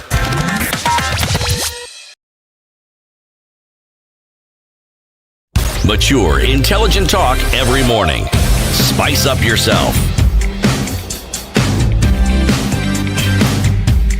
23 to 9, the conversation continues. Mornings done right. Biggest conversation, the Situation Room. In the room, you have Eric Latif, Nduoko, and Peter Maina, the general manager of the room.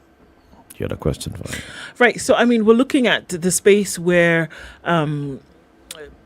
people who are studying towards a degree then have an opportunity to then be trained and work and, you know, some of these other skills. How would then the younger generation be impacted? Because we're looking at people, you said 19 is the average, but then we've got millions who are 13 and 12 who in the next 4 years will be in this same campus. And if you look at the other side of things, we have people who are full-time university students but have full-time jobs in this tech space. So we often say that if we're going to get people into that mindset whereby the world is going to be looking at the African continent, probably the time to attract them is when they're in the lower schools.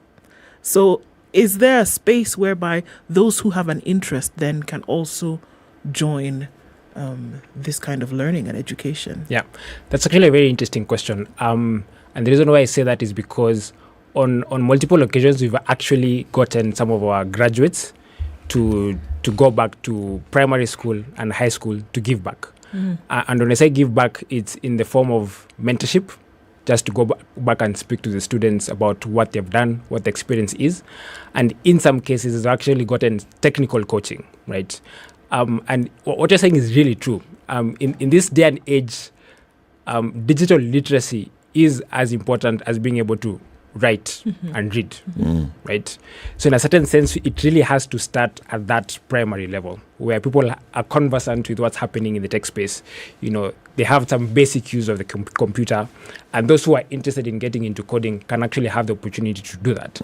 So one of the things that we are actually going to be doing in Nairobi, you know, with this talent pool that we have, our graduates, the Room Fellowship, right, we are going to be starting clubs, coding clubs in high schools, where our talent pool has the opportunity to actually give back. So it's like mentorship. It's mentorship, so it's double pronged, right? On the one hand, it's general mentorship, just to show the guys in high school that you can make it. This is what my journey has been. You know, you need to work hard, do hard things. We actually ask them to do hard things. That's one of our taglines. But at the same time, for those who might be interested in tech, they might go a level deeper. Right, and right now we're looking for people to partner with, because we realize at the high school level it's not just a problem of getting people who are skilled to actually come and teach, but it's also a hardware problem. Many of these schools don't have computers, or if they do, the ratio of students to computer is crazy, right? So in a certain sense, it's an ecosystem problem. There are many players who have to come together to try and figure that out. But one of the things really we are thinking of doing, because we have a lot of graduates, and we're going to be having even more graduates, I think would have quite a bit of impact with these coding clubs in the schools where, you know, these young minds are exposed to the world even before they graduate. Agree. There's a whole issue of mindset, like you talked about. So the African Leadership Program, the African Leadership University and all, trains people to become leaders, the future leaders of Africa. Now, ALX is part of the African Leadership Program, but you're offering your courses online, and they are compacted because, I mean, it's a year to just understand how to become a software engineer. How do you infuse that leadership element into the ALX programs? Yeah. So the leadership element is something that it takes a whole lifetime to imbue, right? So obviously within our programs, we actually have a leadership core where there's a set of soft skills that they learn.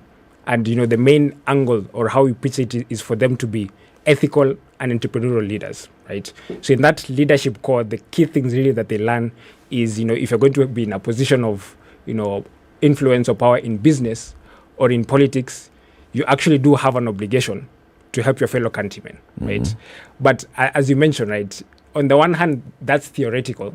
But when the rubber hits the road is really when it comes to the actual doing, right? So one of the things that we're really keen on doing once these people graduate and in our fellowship is to get them to give back to community, right? So remember when I mentioned that we have quite a number of data points on these students as they go through the course, and we continue to collect those data points even after they graduate, once in the talent pool. It's going to become so robust so that, in a certain sense, I can be able to tell you this person has been able to participate in community outreach. They've gone to X number of primary schools. They've been giving coding classes to X number of people. This is the impact that they've actually had on society. So in a certain sense, the leadership element is not only theoretical, but you can actually see this is what these people are doing to contribute to society. All right. Now we're getting away from the theory into practice. So I'm an employer. I'm looking for certain tech talent. Why should I come to the room? And what am I going to get in the room? Yeah. So the room has a we are building a strong pipeline for tech talent. So right now, employers are struggling to find the right tech talent. So the talent in our pool is already vetted. Typically, if you wanted to hire a software engineer, you'd put an ad on LinkedIn or online. You'd get maybe 500 CVs. Yeah. You'd have to sift through 500 CVs, and that takes time, right? So imagine that you're working on a project. You want an app built or you want a website built. The average time to hire somebody is between 3 to 4 months, right? And there's an opportunity cost to that. That's time that you could have spent actually building that app or building that solution, right? And there's also a cost to it, right? You need somebody who's dedicated to going through the CVs, 500 of them, making a short list, interviewing those people. So in a certain sense, because our talent pool is already vetted, right, and you have all those data points, we really shorten the amount of time that you need to get the right person. And obviously you don't have to sift through thousands of CVs. If you come to us and you have a set of requirements, I'm looking for someone with this number of years of experience, you can code in this, it's a front-end developer, etc., etc. We can very easily match you with a short list of people who match that criteria. So in a certain sense, whereas it would typically take you 3 to 4 months to fill a role, in this case, it could take you even 3 weeks to fill that role. It's relatively risk-free because this talent has already been vetted. So in a certain sense, for business, it's taking the hassle out of the hiring process and really ensuring that you're getting the right quality. At what fee? At what fee? So we usually charge, it depends on the level of experience that you're looking for and the budget that you have, but typically between a month or 2 months worth of salary is what you would pay us for the placement, right? But you're also operating with what you're calling talent as a service model, where you could actually get into a contract with a room and you have this person seconded into your organization as a contractor, right? So in a certain sense, you pay the room and the room pays the talent, and we are responsible, for the admin work, the payroll, and we actually invest in the continuous development. So in a certain sense, it's a very easy way for you to scale up your tech team. So assume that, for instance, you're working on a 6-month project and you need a group of 10 software developers, different range of skill sets, right? You can be able to very easily build up that team, build your product for 6 months, and then that's the end of your contract, right? So you don't need to hire in-house for a project that's only going to last 6 months. Because if you think about it, if it takes you 4 months to hire, it'll take you 4 months, you hire, you take 6 months to build the product is done, and then you need to scale back down, right? So for a typical, tech recruiter or a tech founder, especially entrepreneurs, it's really a hassle for you to be able to do that. So the room will actually give you the flexibility of scaling up or scaling down your tech team as you deem fit. Sounds very good. But Peter, just clarify a couple of things. I'm hearing a number of things happening here. So one, because I'm coming to the room, I will find experts who've already done the vetting for me, who will also look at my requirements. You'll ask me a couple of questions just to make sure that you get exactly what I'm looking for. And then you'll provide me with a short list of people. You can even help me with the recruitment process, the recruitment journey, up to the point where I identify the suitable candidates. Sounds like a HR agency.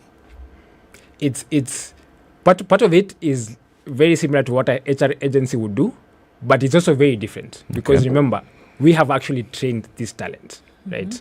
So what's an HR agency would do? They're basically an agent. They're connecting one person. They collect CVs from wherever. Exactly.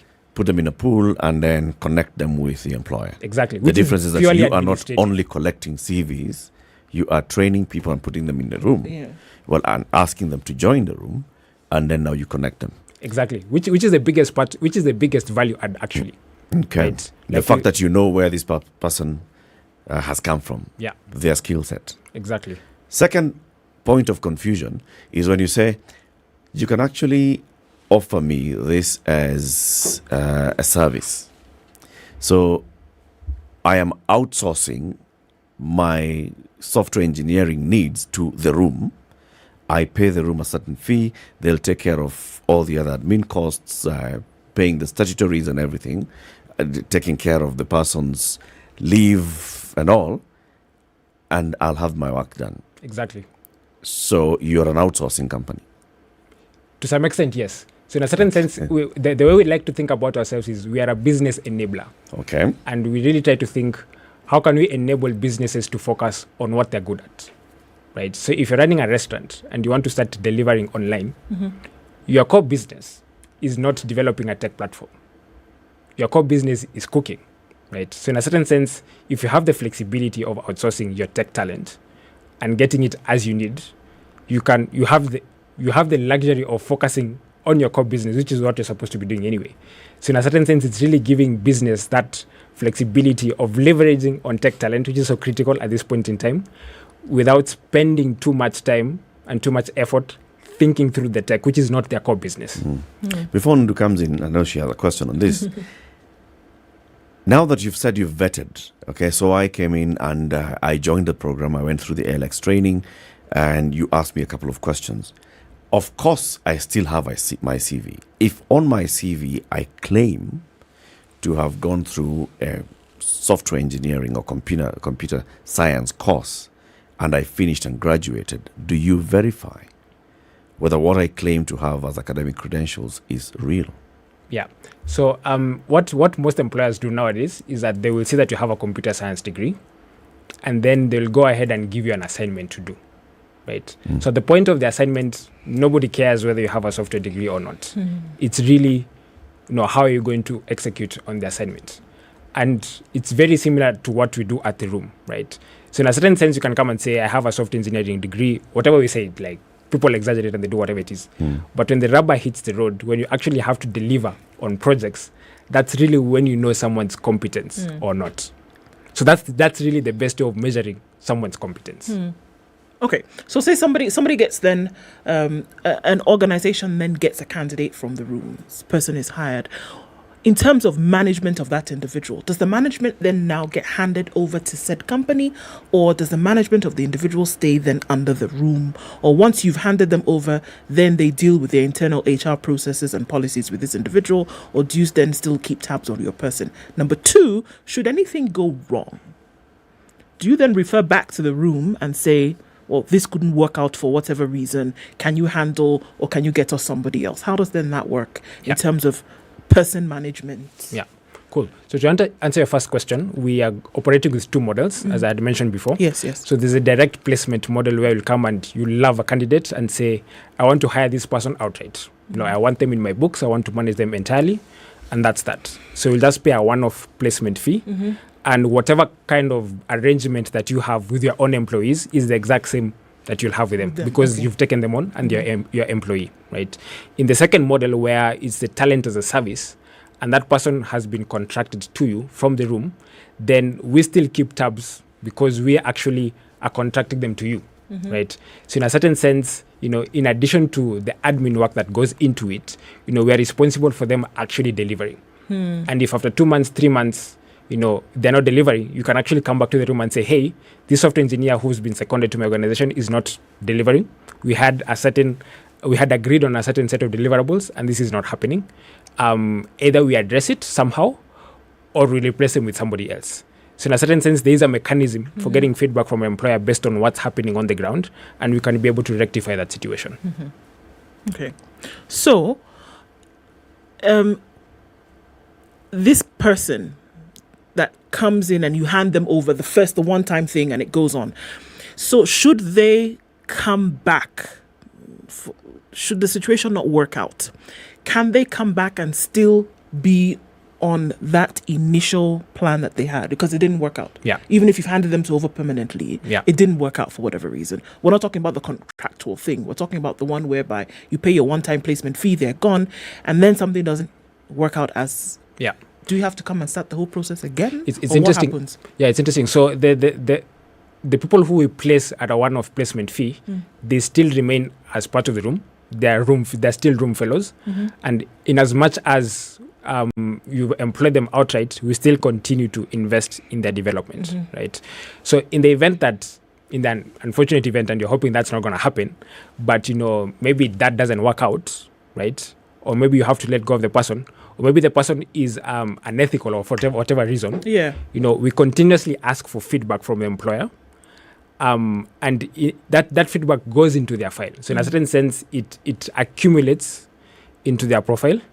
And, we can actually say, this person is not going to be a room fellow anymore. Right. So in a certain sense, there's some level of control in that area where even though they've been placed entirely to the organization, we still keep tabs on how they're performing and we can get feedback, and that still goes back to their profile. So I'm just looking at this overall process. So essentially what we are saying is that in terms of the knowledge, expertise, skill, there's this guarantee that so long as somebody has gone through the room, all right, differently, so long as somebody is in the room and you come into the room to select this person, the guarantee is that you're not going to have to question whether this person knows what they're doing in terms of skill and expertise. They've gone through, the rigors, they've gone through the motions, they will be able to deliver. Is that what we're saying? That you don't really have to, you're not going to think, oh, can this person actually do it? By the time that you are in the room having the conversation, you can be sure that the 5 options that have been given to you have passed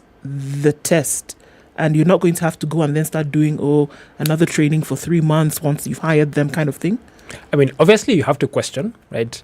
So in a certain sense, if you think about it, with the previous model where you're getting talent off the market, you'd have to go through 500 CVs to get into a shortlist. For us, because the talent is already vetted, you'd start with a much shorter shortlist. You start with a shortlist of say 5. But even those ones, we recommend that you subject them to the exact same interview process that you already have internally. So if you already have a way of, we usually give them this test, or they have to be interviewed by X manager or Y manager, we recommend that they actually go through that entire process so that as a company you are comfortable this person has met our criteria. And sometimes it's simple things as a culture fit. Somebody might be technically competent, but maybe they don't fit into the culture, right? So in a certain sense, it's good for you to still have that layer of checks. Only that at the beginning you're already starting with vetted talent, so there's some level of security that they're technically competent and they have the right mindsets. When people go through the training on ALX, are there graduated levels of training? For example, software engineering, entry level, software engineering pro, and pro max.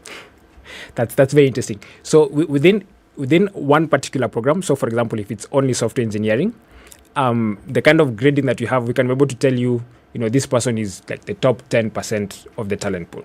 That can be done.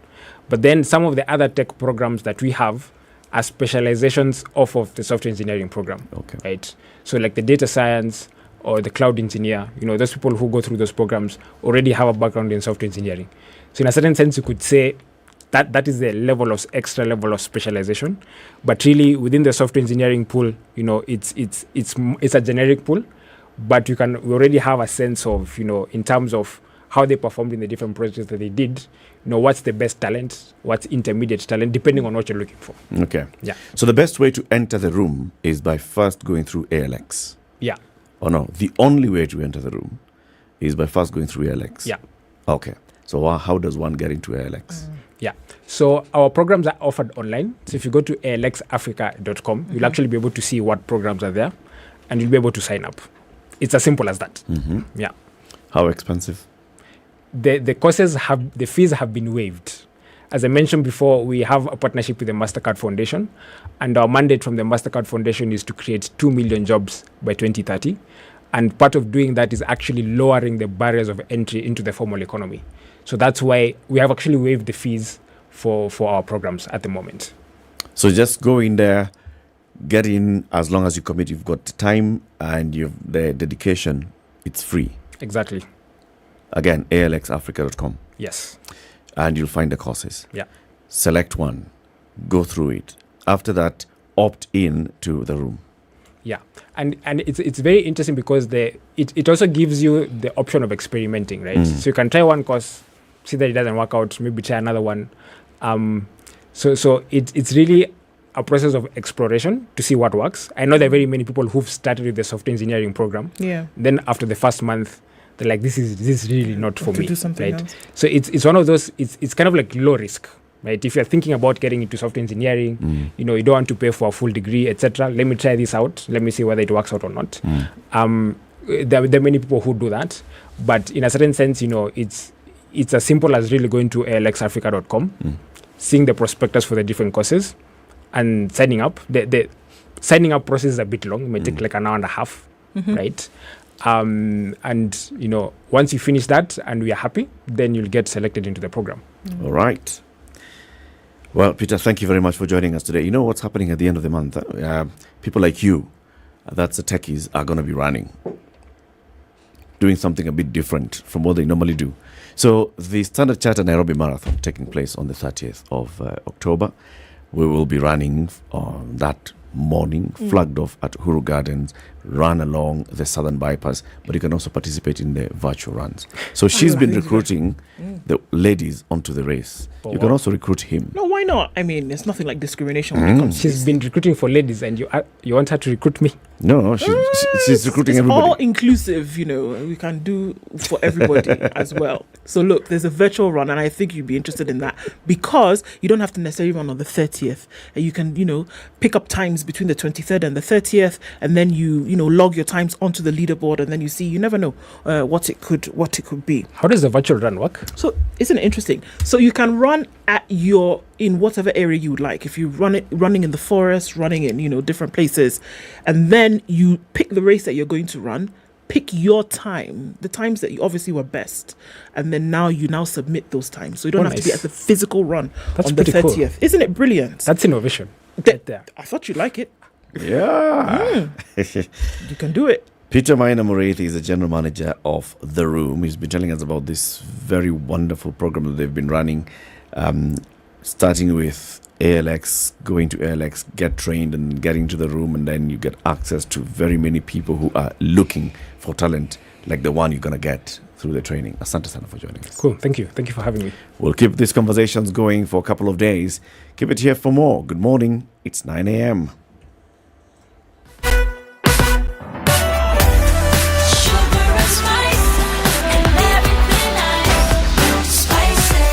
Spice up your life. On Vibes Radio.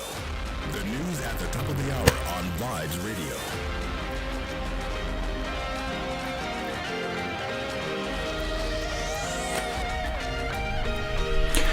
Good morning, this is Newswire. I'm Dennis Asset. The vetting of President William Ruto's first cabinet secretary nominees will kick off on Monday next week. Speaker of the National Assembly Moses Wetangula made the announcement after MPs approved the committee on appointment which will conduct the approval hearings. The committee, which is chaired by the Speaker, will meet today to get a brief on the debate schedule to enable commence the process smoothly. The appointment committee is required to undertake approval hearings on the nominees and produce a report to the House recommending the approval or rejection of the nominees within the statutory 28 days. Now, the Kenya Human Rights Commission has expressed concern over the recent withdrawal of 7 high-profile cases by the Office of the Director of Public Prosecutions. The lobby questioned the move by the Director of Public Prosecutions, Nuruddin Haji, to drop the cases without adequate explanation. KHRC said that Haji needs to tell Kenyans the reasons behind the sudden case withdrawals. The statement by KHRC was in reference to the withdrawal of graft cases against ex-KPLC boss Ben Chumo and 10 others, and that involving the former Samburu County Governor Moses Lenol Kulal. In regards to Chumo's case, the prosecution told trial magistrate Felix Kombo that the state does not wish to continue with the case, citing lack of evidence. Already, 3 witnesses had rendered their evidence, with only 1 remaining for the prosecution to close its case. Now, the Employment and Labour Relations Court in Nairobi granted the Law Society of Kenya stay orders against the establishment of the Chief Administrative Secretary position under the Public Service. The court stopped recruitment of the CSs until LSK's application challenging the creation of the post is heard and determined. The hearing date has since been set for October 24 this year. The court orders follows an advertisement by the Public Service Commission inviting applications for the CS position. Now, Health Cabinet Secretary Mutahi Kagwe has dismissed reports doing rounds on social media alleging that a number of COVID-19 vaccine doses have mysteriously gone missing at the ministry. According to Kagwe, the reports, which he insists are fake, erroneously reported that the Health Ministry had received 27,818,320 COVID-19 vaccine doses as at March 31st, 2022, when it actually received 27,606,120 doses in that period. Kagwe went on to state that as at March 2022, a total of 24,299,680 had been distributed from the national vaccine stores to regional stores, county stores and health facilities, leaving a balance of 3,306,440 doses. The figure, Kagwe added, was confirmed by a physical stock taken on March 31st, 2022. According to Kagwe, owing to the World Health Organization's policy on the use of opened multi-dose vaccine vials, approximately 10 to 30% of the vaccine wastage was recorded across health facilities nationwide. Now, leaders in Turkana County fear that more people may die due to starvation. Turkana Governor Jeremiah Lomurukai says the situation has continued to worsen due to the long dry season, saying that the food aid provided by the national government has not reached the residents of the county.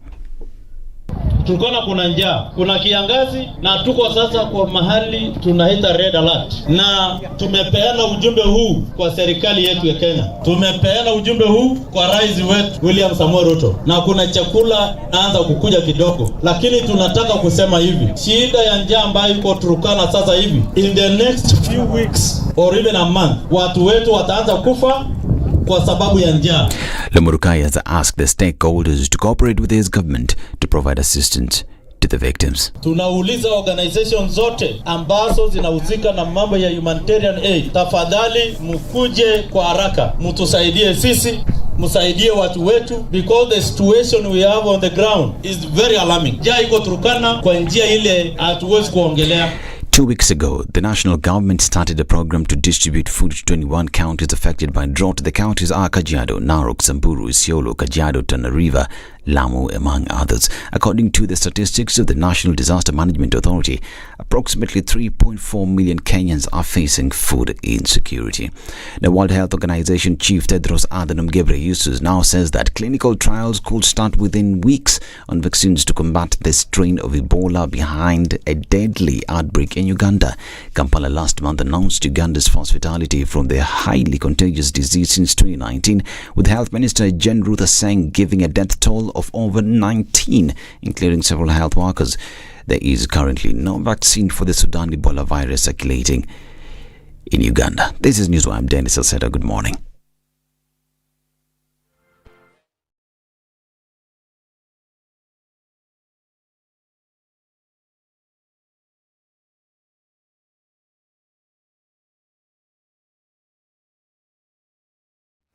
Okay, after 9 o'clock and traffic is still doing the thing in certain parts of the city. We're not looking at any crazy situations just at this time, but a little bit of traffic coming off the Thika Superhighway still continues for some time, and also looks a bit busy still coming off Limuru Road as well as Kiambu Road. Today has actually not been so bad, but a few minutes towards 9:30, we'll see what that does in terms of lifting of traffic hour.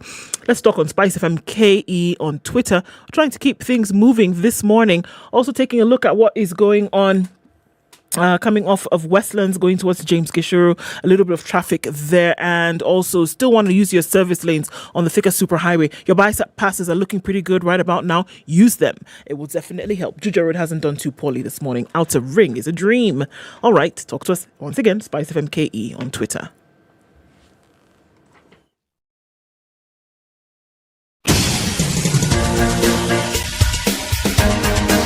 This is The Situation Room, the home of hard-hitting political commentary and penetrating insights about the state of the nation. This is a talk radio experience like no other. The Situation Room, a place for hard truths, debates, and elevated conversations. The Situation Room, witty, political, engaging, deep, controversial. In the room, we have C.T. Muga, researcher, academic, seasoned political observer, a fountain of wisdom in these politically uncertain times. Ndu Oko, Nigerian by birth, Kenyan by choice, communications expert, Pan-Africanist, a truth seeker and believer in people power, and Eric Latif, agent provocateur, the man in the chair, seasoned journalist, news hound, a man who believes in punching up, not down. This is the Situation Room. Good morning. The only way to start your day. Minutes after 9. This is the Situation Room. Kenya's biggest conversation gets into the final hour this morning. And remember, at the end of this hour, we are going to be awarding somebody 2,000 shillings worth of airtime, courtesy of Airtel and Airtel Money. Airtel is available in 4G across the country. From wherever you are, you'll be able to surf the internet and transact and do whatever you want to do. 4G connectivity everywhere in the country. Then you can send money from anywhere in the country through Airtel Money, Airtel to Airtel Money free. You can pay via till anywhere in the country. There's a question we were asking on social media this morning. Yes, the question that we're asking on social media this morning is, voila, here it is.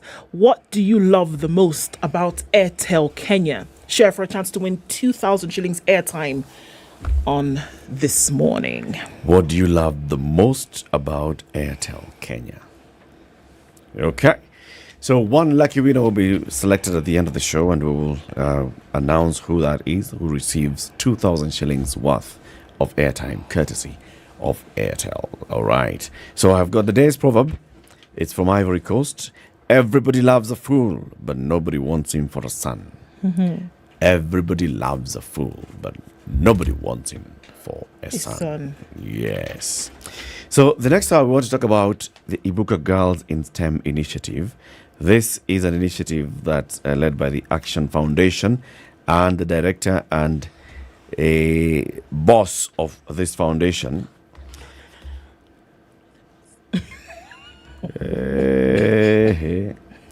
somebody who is a director of learning and impact in an organization. He's saying she's not the boss. She's saying she's not the boss. I said, no, I'm not the boss. You're the boss. If you didn't know. June Omune may not be the bossest of bosses, but she's the boss. At the African. Good morning, the Action Foundation. Good morning, June. Good morning. How are you? I'm doing very well. So you have bosses? I have bosses, yes. And there are people who call you boss? Well, everybody. Colleagues. Everybody's the boss. You be boss, I think. Not the boss. Just a small boss. Just a small person. Welcome to Kenya's biggest conversation. Thank you for having me. Karibu sana today. The Action Foundation. What's it all about? What is it? What is it? Wow, that's an interesting way to ask us who we are. But the Action Foundation is a women-led, community-driven organization. We will be turning 13 in December. Yes, we've been around the block. And we work with children, women and girls with disabilities from marginalized communities. And what we're really looking after is how do we create inclusive and resilient communities where children, women and girls with disabilities can thrive. So what that looks like for us is we do work in 3 main areas. Health, which is the first program we started those many years ago. And health was around providing access to health services for children with disabilities, particularly below the age of 5, because they experience very unique vulnerabilities in terms of accessing health care, therapy services. So we provide that in our communities. We also work in inclusive education, and we target early years learning for children with disabilities. So how does it look like when you have an inclusive class? How does it look like when your school is child-friendly? So that all our kids can go to school without fearing discrimination, without the fear that a teacher is not able to support them because they have a certain type of disability. Then the final program, which is I think the reason we're here today, is our Women and Girl Empowerment Program. And this focuses on adolescent girls with disabilities and women around gender-based violence prevention and response, career advice, life skills and mentorship, because we believe at that pre-adolescent age all through to adulthood, Girls with disabilities experience some very unique challenges, and they need people to hold their hands to sort of guide them through life and tell them you can and you will. So that's what the Action Foundation does. Yeah, June, I think sometimes when we are looking at some of these, when we're saying, look, empowering and leading these girls, it's coming from a challenge. And for us to understand then what the empowerment looks like at the end of the day, it's very important to then understand what the challenge is. Now, young women who are in a quote-unquote normal situation have challenges from here till heaven. Yes. Now, throw in a disability and it compounds the problem 1,000-fold, isn't it? True. So what are some of the challenges that we are looking at that girls at this same age set with disabilities are going through, so that we can then understand what the picture looks like when they have now been led and empowered? Wow. Well, so when you're growing up and you're a preteen, I think we all struggle with the same things. Body positivity, your self-confidence. Am I pretty? Am I bright? Will I achieve my dreams? What support systems do you have around you? All these kinds of issues. What career choices will I have? I don't know how many girls have been told, don't be a doctor, just be a nurse. Not that there's anything wrong with being a nurse. Or, choose a softer career. I know I was told to pick a soft career so that I'll attract suitors, those kinds of things. But when you have a disability, now the issue becomes, one, you're a girl in a world that already discriminates women. You're a girl with a disability, so somebody's already looking at you like, wow, you're a girl, you have a disability, you're a liability. How do I start taking care of you? How do I start paying school fees for a girl with, autism? How do I start paying school fees for a girl with a physical impairment? What is the benefit in it for me? Yeah. Then you also have the issue of where you come from as a woman with a disability. If you come from an informal settlement, for example, or if you come from a marginalized community, it gets, it compounds the problems because the vulnerabilities are so much, from exploitation to lack of belief. And I think for us, the main thing we've seen is we have very, very low expectations of our girls with disabilities, particularly in the communities we work in. So they're not seen as people who can positively contribute or who can even contribute in a big way. Right. Yeah. And can they? Of course they can. Yes, they can. So how? I think the issue really is, one, we start disabusing this attitude around girls with disabilities and just what they're able to offer. And two, we need to start then having the conversations around how do you confidence build for this girl? Because she grows up, I can give a story from our mentorship program. This girl is a stutterer. Yeah? And it became such a sore point in her life that she chose to take a vow of silence. So she never used to talk. So when we were doing enrollment for girls to get mentorship, she enrolled as a girl who could not speak. Simply because she was tired of being laughed at. She was tired of getting insults, even from her parents. If you can't speak. Sema ile kitu tunasema. Exactly. So she said, well, if no one is going to listen to me, I won't talk. And about 6 months into the program, one day she walks into the office and she goes, "Hi, Teacher June," and I was very surprised. I sat back and asked, wait. You can talk. You can talk. And she laughed and she said, yes, June, I can talk. I just decided I wouldn't be talking because they always laugh at me. Wow. And no one wants to listen to me.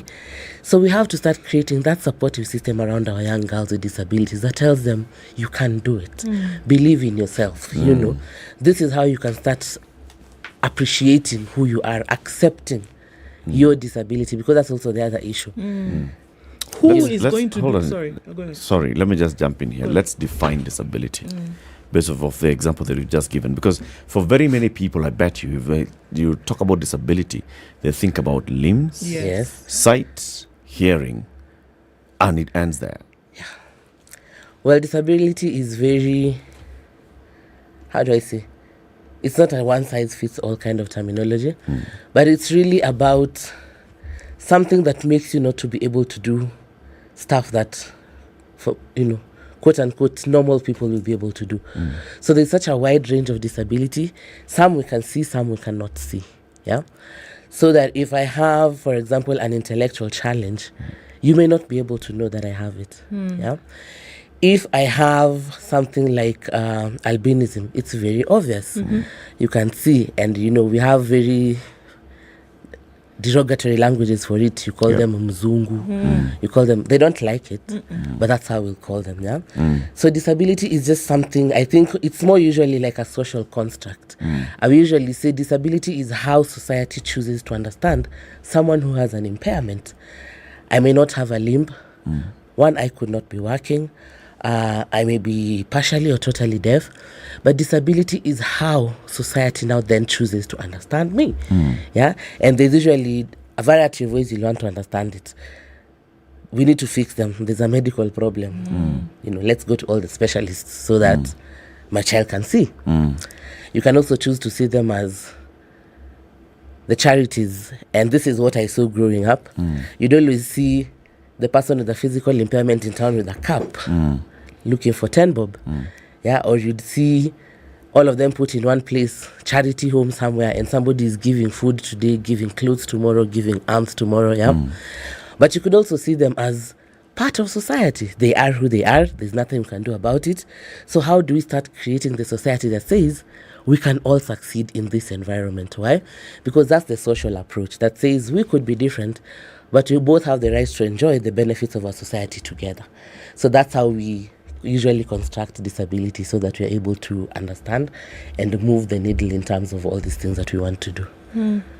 You talk about creating a space where they need to be encouraged and made to feel as though, and not just feel, but to actually know that there's a space for them to excel and do well. Who needs to be the bringer of this message in a society that is still heavily laced with tradition? It's laced with culture. It's laced with certain narrative. The person who you would think would be in the position of encouragement is the same person you say is insulting this girl who is a stutterer. So who is responsible? It seems as though the person who should be bringing these messages of hope and encouragement also needs to learn and change their behavior as well. Yeah. So how do we create that? So that's what we do at the Action Foundation, really. We look at how do we have a very holistic view of the issues that affect children, women, and girls with disabilities. If we focus on girls, for example, the simple solution would be we put them in a room and give them all the empowerment they need, so that even if you're talking about our Ibuka and STEM program, for instance, yes, we'll bring them to this place and we teach them all they need to know about tech, or all they need to know about sciences. Go do you, be brilliant, be all these things. And then you take them back to a system that tells them, wait a minute. You're different. You're different. You take them to a campus that tells them, we are not able to admit you for this computer programming course because we don't know how to teach a visually impaired person. Yeah? Or you take them back to a house that tells them, but why are you obsessing over computer programming? Where will you even go with it? How can you do it? So that it's not just about focusing on the girl, which is very important, we agree, but it's also about how do we, the people who now understand the issues around disability and inclusion, support the parents, one, to accept the disabilities of their children, because that is where the problem begins. If you do not accept something, then you're not able to deal with it. Then how do we give them the know-how, the information they require to be able to support their children? Yeah. So we usually call it responsive caregiving. How do you really get a parent to be invested in the care of their child from when they're young to when they're that adolescent girl? How do you speak to them? How do you understand their language? Yeah. And how do you even talk to all these other people in the space and tell them, look, this is what you're doing and we need your support, because they'll get out and they'll ask us, I need to get a job as a programmer, but everywhere I'm going, there's no one who's ready to make adaptations so that I'll be able to work. So it's that sort of like looking at everything that surrounds the girl to support them to be the best version of themselves, even while you're working on the girl from the inside. If you look at the education, because that's what we'll be discussing, the STEM initiative. Yes. Look at the education and the facilities that we have in the country. Are they adequate to address the needs of persons with disability, especially, like you said, the young women? Well, credit where it's due. We have done some work as a country. We are partnering. We are in partnership with the Ministry of Education. There is a directorate called the Directorate of Special Needs Education that really focuses on learners and trainees with disabilities and their experience throughout the education system. So there have been some changes. There have been some reforms that are being done to ensure that there's deeper access to learning opportunities for persons with disabilities, and there is more experiential learning. So when we started this project, we did a baseline study in about 35 schools in Kenya, special needs secondary schools, because that's the target for the Ibuka girls in STEM. We're looking at adolescent girls in high schools. And what we found when we did the infrastructure audit was that we're not doing too badly, actually. We got about 56% of schools that actually had tech infrastructure in terms of they had computer labs, they had a few adapted equipment, they had, things that would be able to make learning a bit easier for children with disabilities. But we had another 44% that had absolutely nothing. When it came to issues of teacher training, for instance, we sampled 35 teachers and 68% of them did not have the requisite skills to enable, STEM learning. So they were saying, I would love to teach this thing, but I don't think I have the skills to be able to do it. Yeah. The girls also gave us very interesting insights. We had focus group discussions with them, and they told us, look, we have big dreams. We want to go to that campus. We want to go study that chemical engineering, or we want to study that civil engineering. But my biggest barrier, one, is access to assistive technologies. We don't have them. Yeah. I remember I went to a certain school, and the head teacher was telling us, I do not even have talking calculators for my visually impaired learners. The ones I have are barely enough. So I have to make the hard decision of saying, I will only reserve them for the Form 4s because they're about to sit their exams. So you're interacting with this thing for the first time in your final year of studies. Yeah. Yet it's something that you should have been using all the way from Form 1, so that by the time the exam is coming, it's not an intimidating thing. There are those teething problems. But we admit that resources have been put in place, but the issue is they may not be enough. And I believe that we need to then have discussions around how do we partner with governments to be able to support them to provide these things. Yeah. So that's what we learned. So we are somewhere, but we are not yet there. John, much as it's very good always to look at things glass half full. Yeah. Focus on how then you can fill the glass completely. Yes. Let's also acknowledge the fact that the glass is half full, and yet it ought to be full. I agree, yes. Now, how many schools do we have that take care of children with special needs? And do they cater for all children with special needs? Just like I started earlier by asking, how do we define disability? Well, according to the government document that we usually refer to, it's called the Sector Policy for Learners and Trainees with Disabilities. It recognizes roughly 11 to 13 disabilities for purposes of learning and education. So usually what we try to do is to align our programming to those 13 disabilities, and they broadly cover the majority that we know. Yeah. So in terms of learning, including developmental challenges. Yes. So what we have is a situation where access is still a problem for many, many learners. Yeah. Compared to their counterparts, like women, girls with disabilities are twice more likely to be illiterate. Yeah, they're more likely to drop out of school. They're more likely to not even be in school. So there is that challenge, truly. We need to do a lot more work in terms of ensuring that children with disabilities transition to the upper stages of learning. For girls especially, it becomes worse. Usually in primary school, for example, you'd find they're more or less even in terms of enrollment for boys and girls with disabilities. But as you go higher, that percentage keeps reducing. Keeps dropping. Why? A girl with a disability it's easy pickings. It's easy to marry them off. Yeah. Because men will come and offer the parent and tell them, look, she's a burden, right? I'll take her off your hands. That happens. It's very easy sometimes for them to get to be teen moms. Once you're a teen mom, no one wants to invest in your education. Despite the fact that we have a return to school policy in Kenya, even for teen mothers. If you have a disability, that's almost a pipe dream. It will not happen.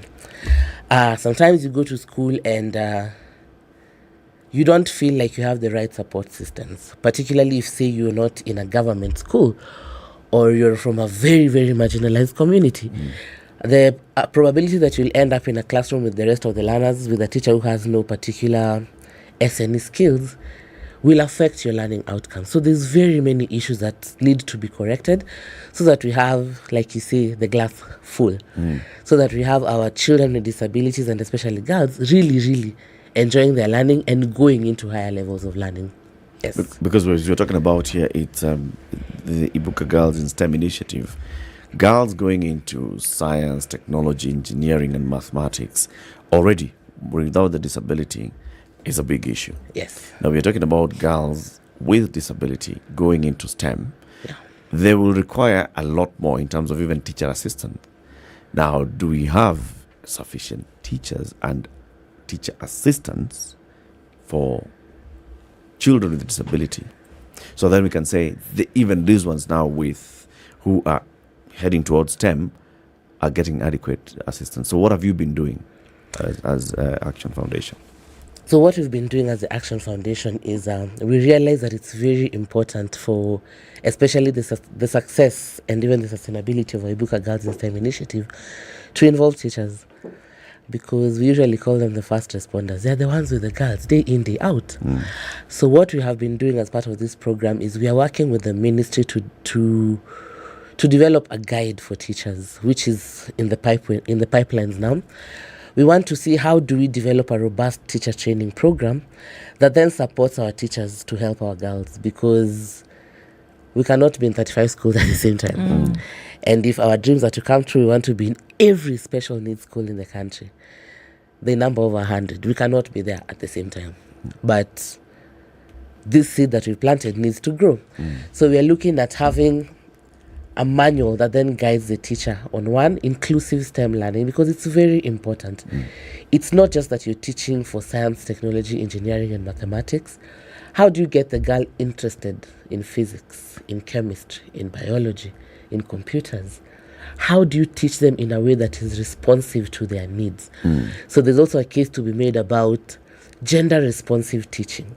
Yeah, I don't know if, let me pick your brains a bit. The primary math book that you use in primary school, the one that always has two students, the cover page, and they're going up the steps. So class 1, they're stepping on class 1.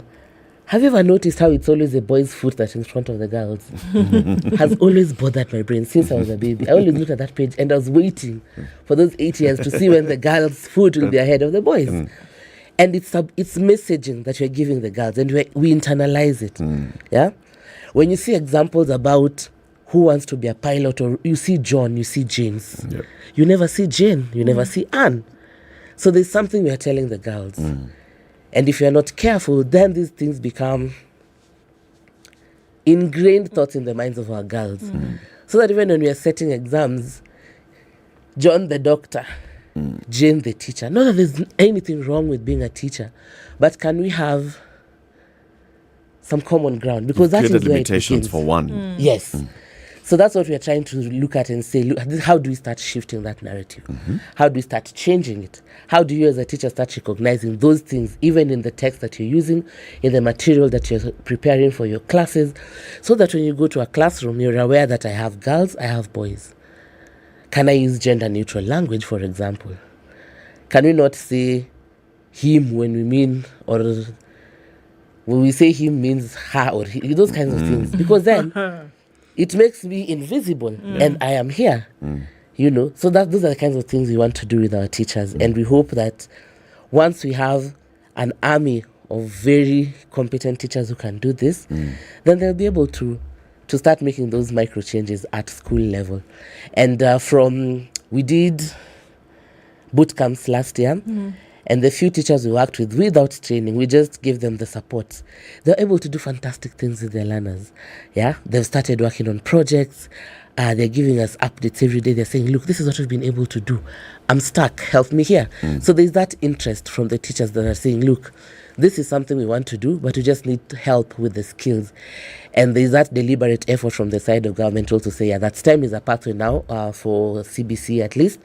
And so how do we start creating room and space for our learners to experience that in a very real kind of way, and that means we have to involve the teachers. All right, let's take a break at 9:30.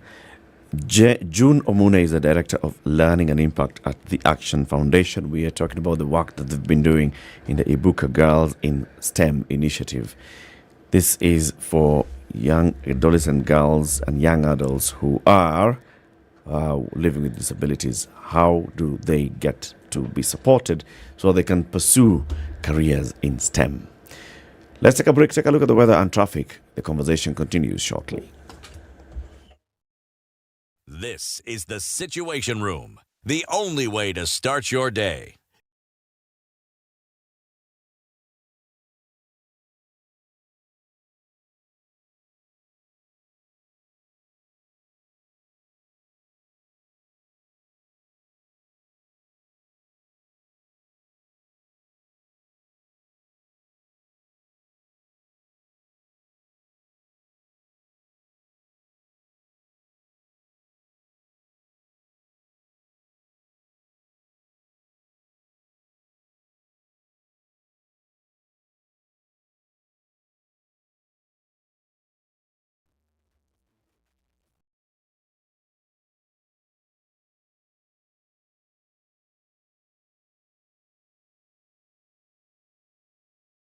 Sunny conditions through today, 19 degrees in Nairobi, highs of 28, and we'll see highs of 26 in Nakuru, where it's sunny at 19, 18 and sunny in Nyeri, highs of 26, and 24 will be the high, and mostly sunny Eldoret at 17. Light rain in some parts of Mombasa at 26, highs of 29, and we'll see highs of 29 as well in a sunny Malindi at 27. It's 25 and sunny in Kisumu, highs of 29, and 28 will be the high in a mostly sunny Kakamega at 25. The weather in Kampala is sunny at 24, highs of 28, and the forecast looks like sunny in Dar es Salaam as well, highs of 30 and lows of 21. It's 22 and sunny in Johannesburg, highs of 28 and lows of 17, while light rain in parts of Lagos now at 25. We'll go to highs of 30 and lows of 24. 33 will be the high in a sunny Kinshasa now at 23. It'll come down to lows of 22. There's a haze over Beijing skies at 19 into afternoon Thursday, highs of 20 and lows of 11. And it's 13 and cloudy in Paris, highs of 16 and lows of 12. Mostly clear conditions at 13 in London, highs of 18 and lows of 12. And mostly cloudy at 17 in New York, with highs of 20 and lows of 15.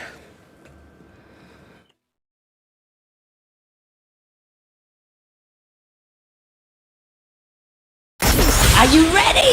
Okay. Spice FM. All right, so still looking at traffic in some parts of the city. It's whittled down, though, not to worrying levels anymore. Just trying to get rid of the last of it as you're going towards the Utali Drift on the Thika Super Highway. Coming off Mombasa Road doesn't look too bad. That drift at General Motors will slow you down a little bit. Rather, at Maradime will slow you down a bit. Then as you get out towards Nyayo Stadium, also, we'll see some slowing down of traffic. Into the CBD is where you see the most of it, at least for now, but it shouldn't be too painful here on out. Through the morning, speak to us on SpiceFM, KE on Twitter.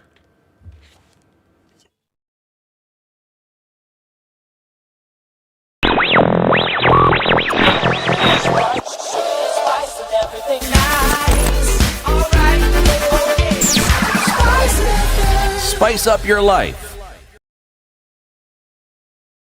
Mature, intelligent talk every morning. Spice up yourself.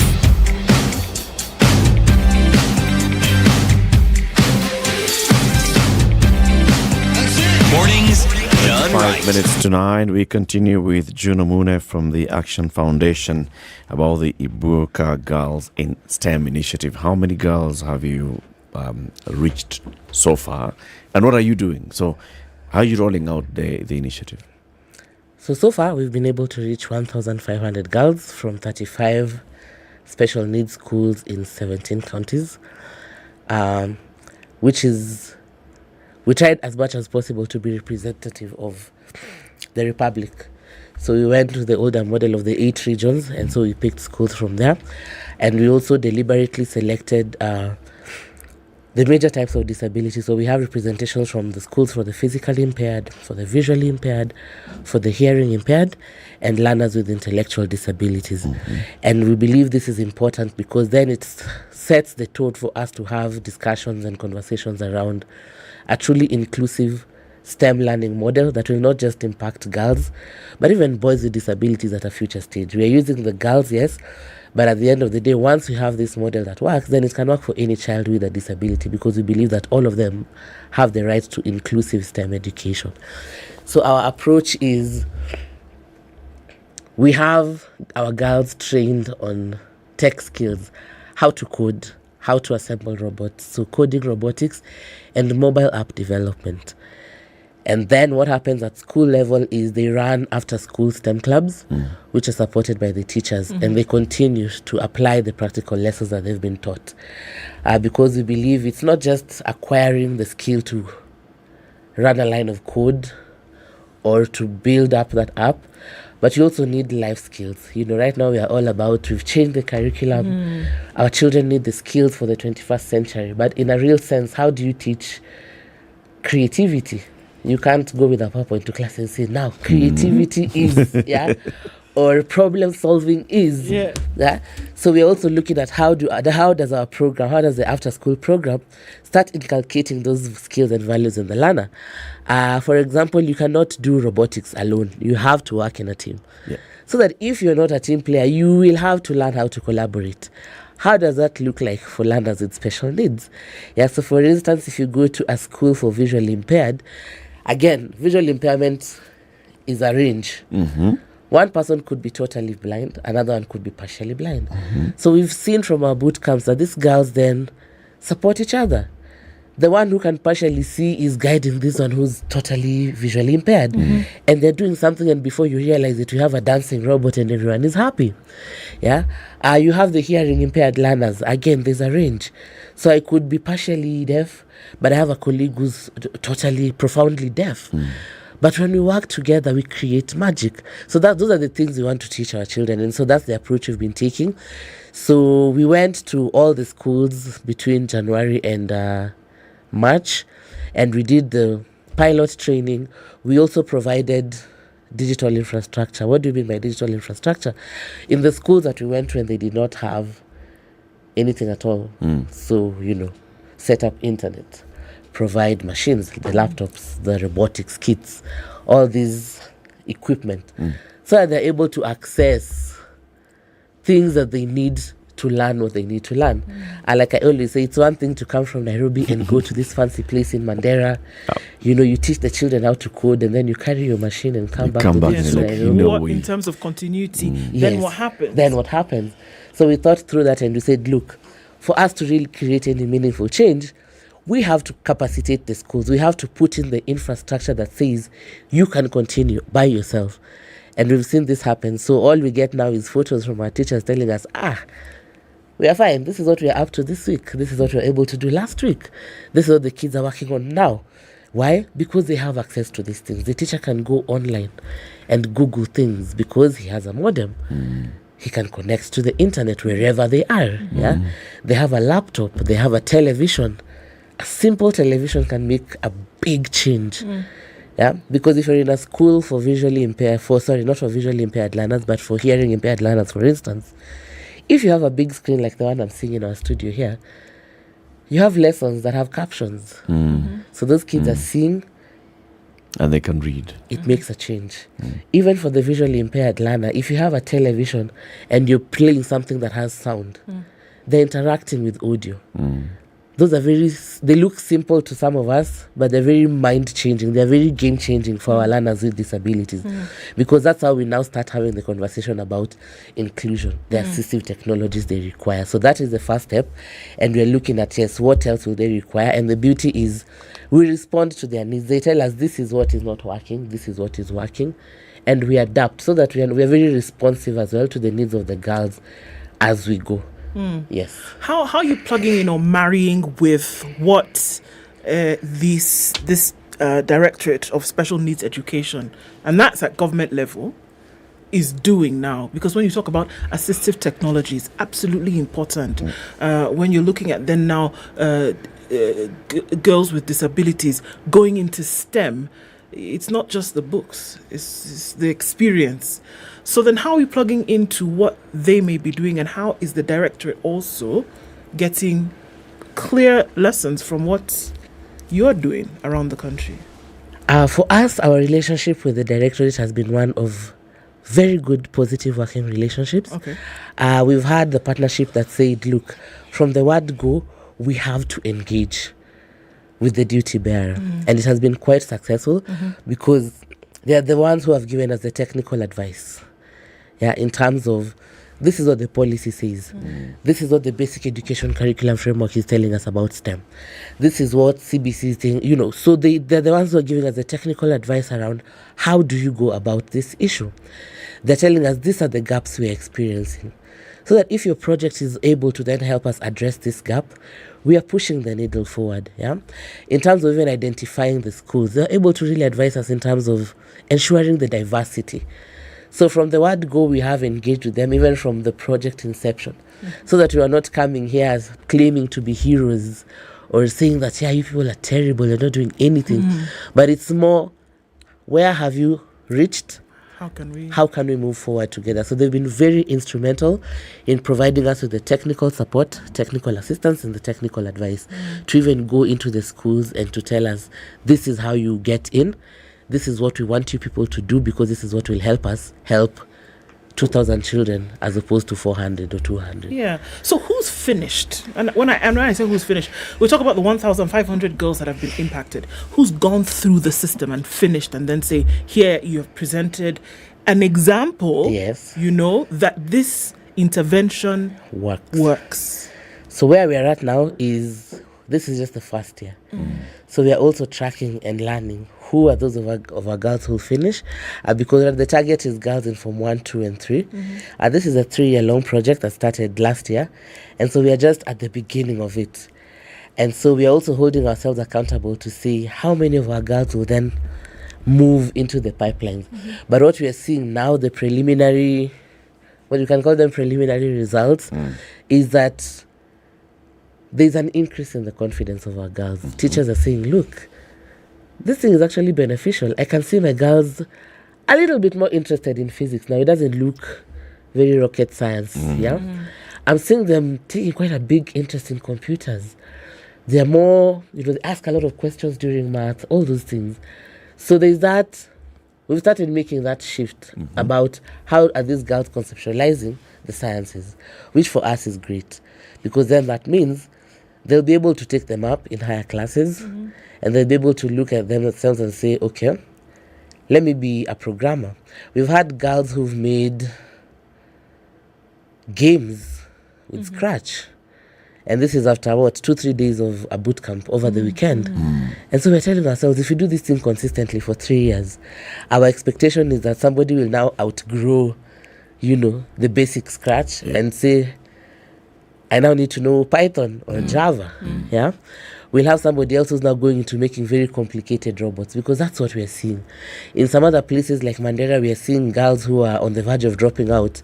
They're not very adamant. I'm not going anywhere. I'm staying here. Why? There's this interesting thing that is happening in school that I cannot afford to miss.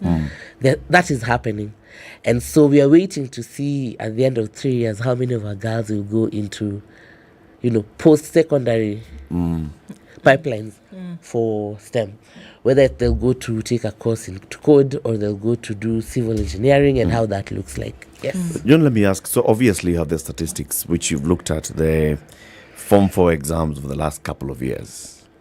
If you compare boys and girls in performance of these STEM subjects, math and sciences, well, how is it over the years, and what is your target? I'll speak for boys and girls with disabilities because that's what I focused my data on. The performance is still not so, it's not the A's and the B's that we know. But even at that level, the boys are still outperforming girls. And so when we ask the girls, they say, these concepts are very difficult to understand. By outperforming, what do you mean? In terms of, so X number of students start KCSE. X number of students with disabilities start KCSE last year. Boys who scored A, X.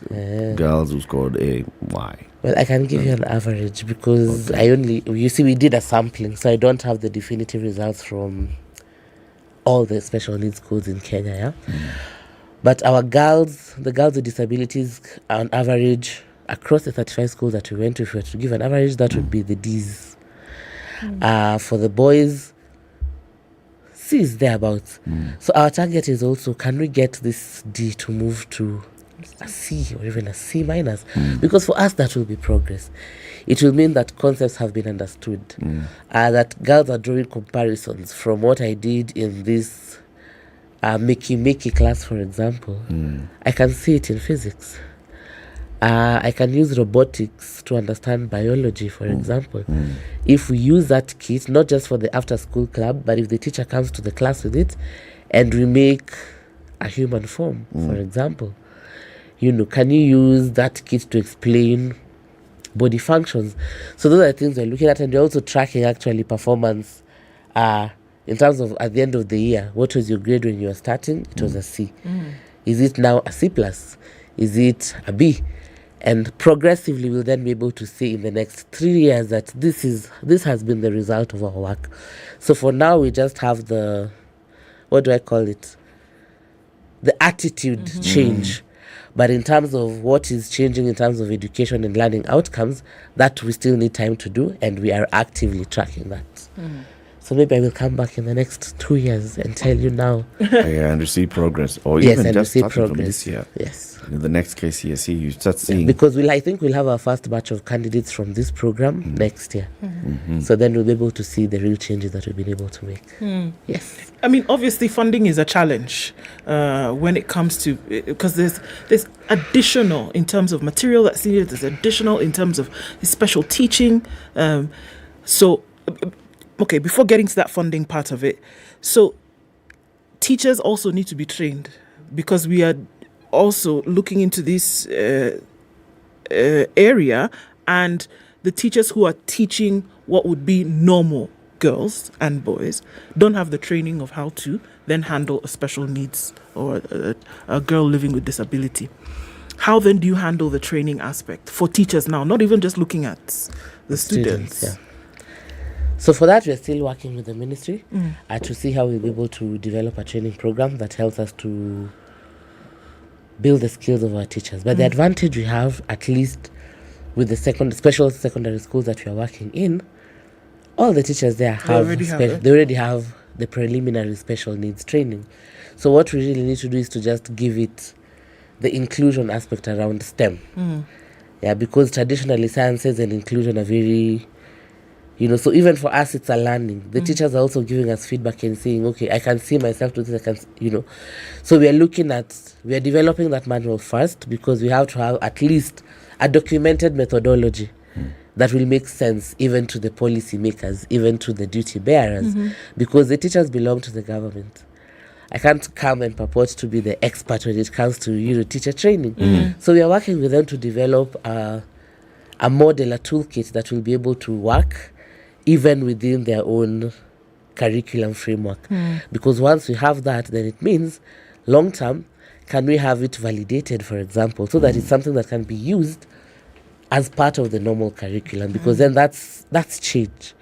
It's not a document that is sitting in TAF's office, but it's a document that is anchored within what the ministry is already doing in terms of achieving inclusive education. Who's funding your program? Who's funding our program? The Action Foundation was fortunate to be selected for the Google Impact Challenge Award for last year, and that's how we were able to scale up this program. Initially, it was a small pilot that was being done at community level. So during holidays, we'd invite girls to our center and we teach them, the basics for like a day, 3 weeks, of course with partners. Then we had some seed funding from the US Embassy that we were able to pilot in 3 schools because we said this was a good model. How can we get it to more girls? Where do we get a lot of children? In schools. And so we did it in 3 counties. And from the results of that pilot, we were able to fundraise. And luckily, we were awarded by Google.org, their Impact Challenge for Women and Girls for last year. So that is the funding we got for this program. So it's going to last, the funding is going to last the 3 years? Yes. And then after that, we have to go back to the trenches. But this is particularly for this particular... For this particular project. So we're very... Project, the Ibuka. Yes. So Ibuka there are other Girls funders STEM. who come in now to support the others. The early childhood education, yes, health programs. you get different funding for those? You always have to be on your toes. I mean, our community will always have needs, and I don't think there's enough of us in the space to be able to solve all those problems. So fundraising is a constant game. Our resource mobilization is something that we do very frequently. And sometimes we usually like to say that when you think about fundraising or resource mobilization, people always think it's about money. But sometimes even resources, in-kind support can go a really, really long way. Someone may not be able to give the Action Foundation money to continue this project, but if you give me access for my girls to go to offices and get mentorships and job shadows and internships, that's something. Yeah. Or if you decide to donate 50 computers, and I know that I have a school in place X that is very resource scarce, I will take 2 computers there. I will take another 3 to another school. That is support. So we're also very keen. If you were to do a resource mobilization pitch right now, on air, right? On air. Yeah. What's your greatest need that you have today that you say, in kind or in cash, this is our current great need or a gap that we see that, if filled, would go a long way in supporting this Ibuka program to achieve its desired objectives? I think off the top of my head, we have 2. The main need that we have is we need to have a pipeline where our girls will go into after they leave high school. So for us now, key in our strategy is how do we start exposing our girls to those STEM opportunities post high school. So we have an open call for mentors. We have an open call for people who want to provide the linkages to industry. Tell me, bring 50 girls to shadow at my office for a month during the holidays. Tell us you want our girls to visit your high-tech office so that they can be able to start visualizing. This is what I want to do. Because sometimes if you talk about it in abstract, it's not so real. But when they go and when they come here and they see all this fancy equipment and they're like, wow, I can fidget with this one day in the future. It makes sense. The next thing is about assistive technology, assistive devices to implement this program. That's a huge need. And it requires both in cash and in kind support. Because much as we are talking about the ones that we've been able to do, there's still a lot to be done. Yeah, we still need to. One head teacher challenged and he said, "Look, this is very fantastic, but let's deal with housekeeping first. Give me talking calculators, because then we can have a discussion about the grades in math improving." Yeah. So we even need to settle those housekeeping issues. So for us, resourcing the schools is still an area that we need a lot of support in, so that we are able to really say that our project contributed to schools being strengthened infrastructure-wise, that we now have schools connected to the grid. Come and tell us, we'll connect internet in your schools. A school in Marsabit or in Wajir or in Turkana, give us internet. When you give them that, we are good to go. We're good to go. Yes. Sorry, it's become very cold in here. Yeah, a bit, yes. It's 23 degrees. I don't know what's up with this AC. 23 degrees is room temperature. I mean, now it's 23 degrees and I'm freezing. And I can tell you have the kind of thing that I have as well. Sinuses acting up. Yes. Wale. No problem. We'll sort it. We are finishing in a few minutes. So how does someone get in touch with you then if they'd like to come in and support the Action Foundation, especially on this Ibuka program? We are very available. We are open. You can send us an email on info@theactionfoundationkenya.org. You can find us on social media, on Twitter at The Action Kenya, on Facebook, Instagram, and LinkedIn, The Action Foundation. We can always talk. We did our national launch yesterday, and we're excited. So you'll find our white paper on inclusive STEM learning will be on our website shortly. Our website is www.theactionfoundationkenya.org. We are available there as well, and you can always shut us up and we'll be able to respond. You know, there's also the other aspect, which is advocacy and raising the awareness. Yes. And looking at the support that maybe the directorate needs, even in terms of budgetary allocation. And they talk about the money that goes straight to the Ministry of Education and then straight to education for special needs. There needs a lot of advocacy. This is why you need policymakers and particularly parliamentarians. What message would you have to those leaders that have been elected by Kenyans to represent them in the houses of assembly? That is a very tough spot question. But I think it's important. It's very important for us to have conversations about just how much it costs to educate a learner with a disability. Because sometimes I don't think we're very realistic in how we assess the cost of learning for a child with a disability.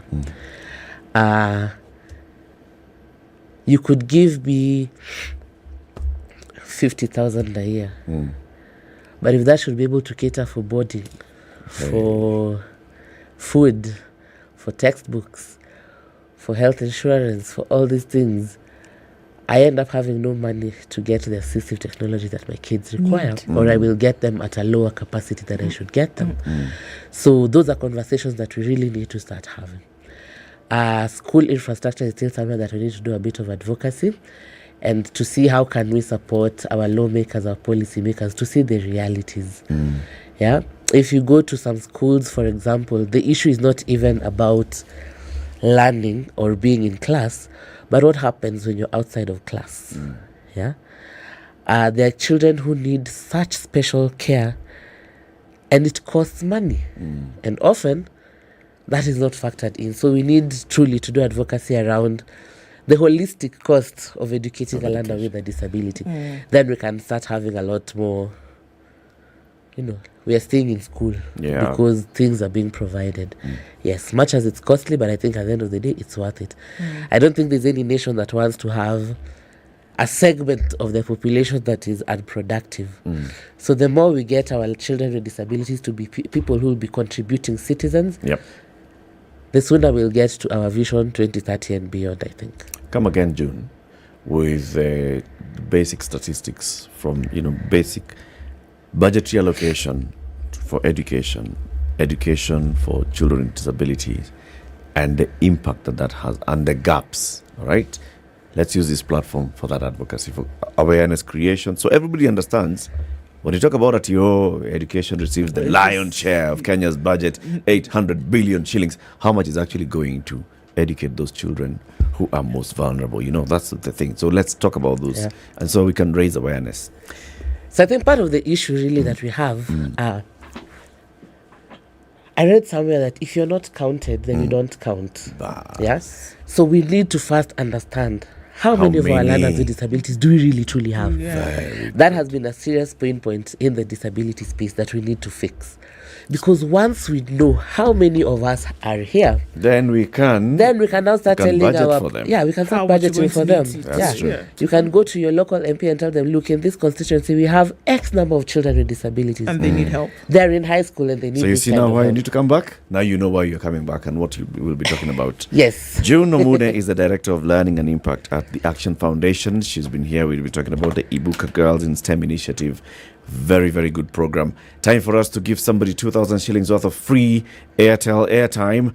We were asking what you love most about Airtel. What I like about Airtel is that they are caring. You might have copper credit and you have an emergency. The moment you top up, they don't deduct immediately, allowing you to make a call, send text, or buy data bundles.